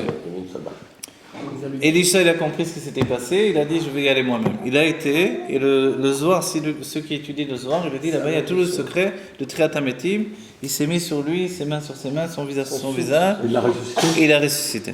Vraiment, il faut se mettre, c'est les mêmes kavanot que Ishtatrut Hanefesh sur les Kivrit Tzadikim. Quand on va sur les Kivrit Tzadikim, on ne peut pas le faire forcément, on ne connaît pas les kavanot, mais il y a... Il y en a qui font ça. Il y en a qui font ça, ouais. De se mettre sur le kever et de mettre sa tête à la place de la tête, des pieds, etc. Le corps, c'est-à-dire de mettre comme... Voilà, vraiment... Voilà. Et à ce moment-là, qu'est-ce qui se passe? C'est encore mieux, c'est que tu sais qu'il y a 2 cimetières à Soura. Il y a un cimetière normal, un cimetière de vie. De l'autre côté, tu as un cimetière de tzadikim qui est sur la mer, carrément sur la mer. Et le kever, il est au milieu, tu vois. Et avant de faire la prière, il te demande de monter sur les tombes et de danser sur les tombes pour réveiller les tzadikim. Ouais, c'est où ça? C'est à Mogador. C'est à Mogador. Ouais, c'est beau. C'est très très beau. Alors il y a cette kavana, il y a ce travail-là. Moi, une fois, je l'ai fait une seule fois. Vraiment, à l'époque, j'ai étudié pendant des années avec les Mekoubali, mais une fois, je l'ai fait. Quand j'avais étudié les kavanot. C'est pas très compliqué, hein, les kavanot, les intentions qu'il y a. C'est que la même chose pour Triat Hametim, c'est que le corps, maintenant, a priori, il est mort, c'est-à-dire l'âme, elle est plus à l'intérieur du corps. Il faut mettre son propre corps sur le corps de quelqu'un qui est nifta, par exemple, ou d'un tzaddik qui est toujours vivant, mais l'âme, elle n'est pas là, et rappeler l'âme par le fait qu'on la prend dans son propre corps. C'est pour ça qu'il faut se mettre exactement en fonction. Et c'est ce qu'il a fait Elisha. Le Zohar, il explique vraiment, on peut apprendre comment on fait Triat Hametim, mais bon, c'est pas aussi simple que ça, évidemment. Mais Ishtatrut Hanefesh, c'est plus facile. On se met dessus, et on a la kavana que notre corps, il devient un réceptacle pour l'expression du tzaddik. Et moi, je l'ai fait une seule fois sur le kever de Dan à tzaddik, le fils de Yaakov Avinu, et c'était très très curieux. Et je l'ai fait parce que je me suis retrouvé là-bas, en fait il y avait beaucoup de monde, d'un coup, paf, je me suis retrouvé tout seul, il n'y avait plus personne, tout le monde était parti. Et moi j'avais étudié ça, j'ai dit bon c'est maintenant ou jamais quoi. Et je l'ai fait, et j'ai eu l'intention, etc. Et après, en fait, je suis resté pendant à peu près 3/4 d'heure, quelque chose comme ça. Quand j'avais terminé, je lisais des Télim et je sentais que c'était pas ma voix. C'est une voix beaucoup plus, moi j'ai une voix grave un peu comme ça, c'est une voix beaucoup plus aiguë. C'est très bizarre, ça m'a pas... Comme ça, pendant 3/4 d'heure, c'était comme ça. Et après, c'est parti. En fait, il y avait quelque chose qui s'était passé. Un tzaddik vrai, alors il va ressentir, il va faire... On commence à un peu avoir peur. Un tzaddik, il va ressentir, il va savoir. Moi, j'ai juste vécu comme ça, une petite dose, quoi. Mais pour dire que ça existe, ces trucs-là, quand même. Ouais. Oui. J'avais autre chose pour le kidouche, pour le verre du kidouche. On tient le verre comme ça, un petit peu en hauteur, parce qu'on sait que la science, nous on sait depuis longtemps, on parlait d'énergie. Donc je fais le lien tout de suite. Je vais pas. D'accord. Alors on a l'énergie du corps qui sort de la paume des mains et de la plante des pieds. L'énergie du corps. Alors quand on a l'énergie du corps, en principe, quand on fait comme au cher Rabbeinu, on n'a pas Kadosh Baruch Hu, on doit avoir les mains comme ça. Et quand les Kohen ils font la bracha, on doit aussi avoir les mains comme ça pour recevoir. Et eux ils font comme ça pour pouvoir donner. Donc nous on doit avoir les mains comme ça. Et on doit avoir la plante des pieds absolument collée au sol. C'est pour ça que dans une synagogue, on n'a pas le droit de tenir. Je vois beaucoup de gens qui se tiennent comme dans un salon, avec les pieds surélevés. On n'a pas le droit. On doit avoir la plante des pieds liée au sol. Maintenant, si on tient le kidouche comme ça, c'est parce qu'on a l'énergie de tout le corps qui sort de la main et donc qui vient alimenter le verre. Et du fait qu'au même moment, on fait les brachot, donc à partir de ce moment-là, on peut dire que le verre, le geffen, il reçoit réellement la bracha et l'intention, et ainsi que l'énergie du corps qui le dit après en bois. Exactement, c'est pour ça qu'on tient un petit peu en hauteur. D'accord, c'est très beau et c'est très juste. C'est la science, enfin d'après la science, on peut comprendre ça. Alors effectivement, nous, d'après la Pniut Torah, on comprend exactement ça. On comprend qu'il se passe quelque chose, et le Rabbi Rachab il dit, dans toute chose que l'on fait pénétrer notre âme. Donc quand on fait le kidouche, c'est sûr qu'on fait pénétrer notre âme. La même chose pour le pain, que la femme qui fait le pain pour Shabbat. Le pain. Toutes les femmes, elles ont pratiquement la même recette, et jamais il sort le même pain. C'est vraiment le pain, il est pratique, il est lié à la femme en particulier. Vous voyez ? Attendez, juste, je vais vous finir les 3 trucs, après je vous le donne. Il faut le vin, un kidouche encore pour l'énergie. Écoutez tous, je vous donne cette recette, vous pouvez le faire, c'est très facile. Vous prenez les 2 chalotes, réellement comme ça, d'accord ? Comme ça, et vous mettez les mains l'une en face de l'autre. Vous décollez vos coudes de la table, d'accord ? Vous vous tenez comme ça, en hauteur. Vous faites la bracha. Et quand vous faites la bracha, après, à la fin, vous devez lever le pain. Tu dis, bien sûr, il y en a qui ne le font pas. Il y en a qui ne savent pas, c'est pas grave. Et bien, quand vous allez mettre, j'espère que vous avez pensé à ça ce Shabbat. Et regardez, quand vous allez mettre vos 2 mains comme ça, autour des chalotes, et bien en face de l'autre, je vous garantis que vous allez sentir une énergie à travers les chalotes. À travers vos 2 mains. Je vous le garantis. Mais seulement juste vous y pensez. Je m'en vais là, ça devient trop. Non, je te dis même toi. Parce qu'il y a des choses. Il est pas comme des diamants, c'est pour ça les chalotes. Il est trop mystique, vous êtes trop mystique. Ça part en. Alors voilà, moi. Pensez à ça, regardez ce qui se passe et vous allez voir.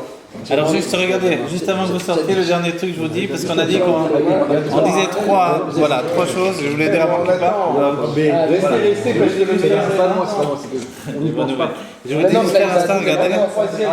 Le deuxième mi-tour. Voilà.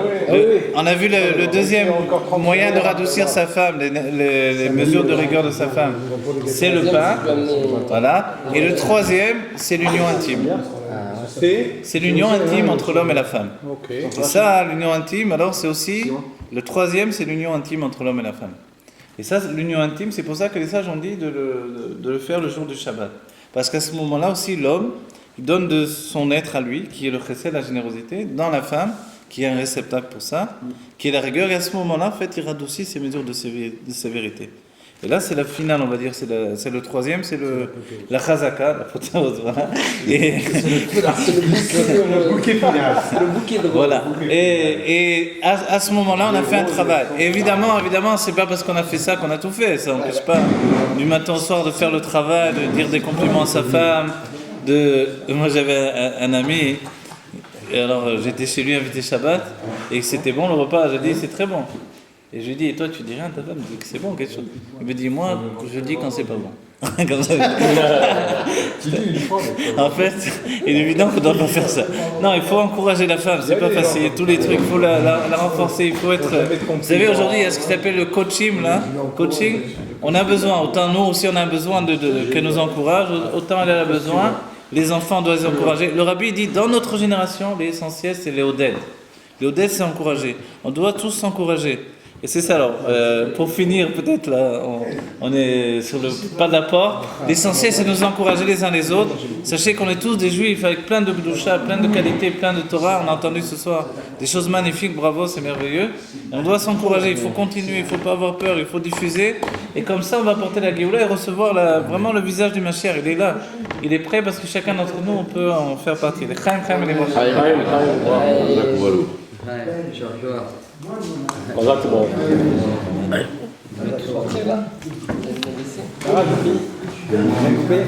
Alors, je coupe. Chaim et les Bracha. Pour vivre la Géoula, très familièrement.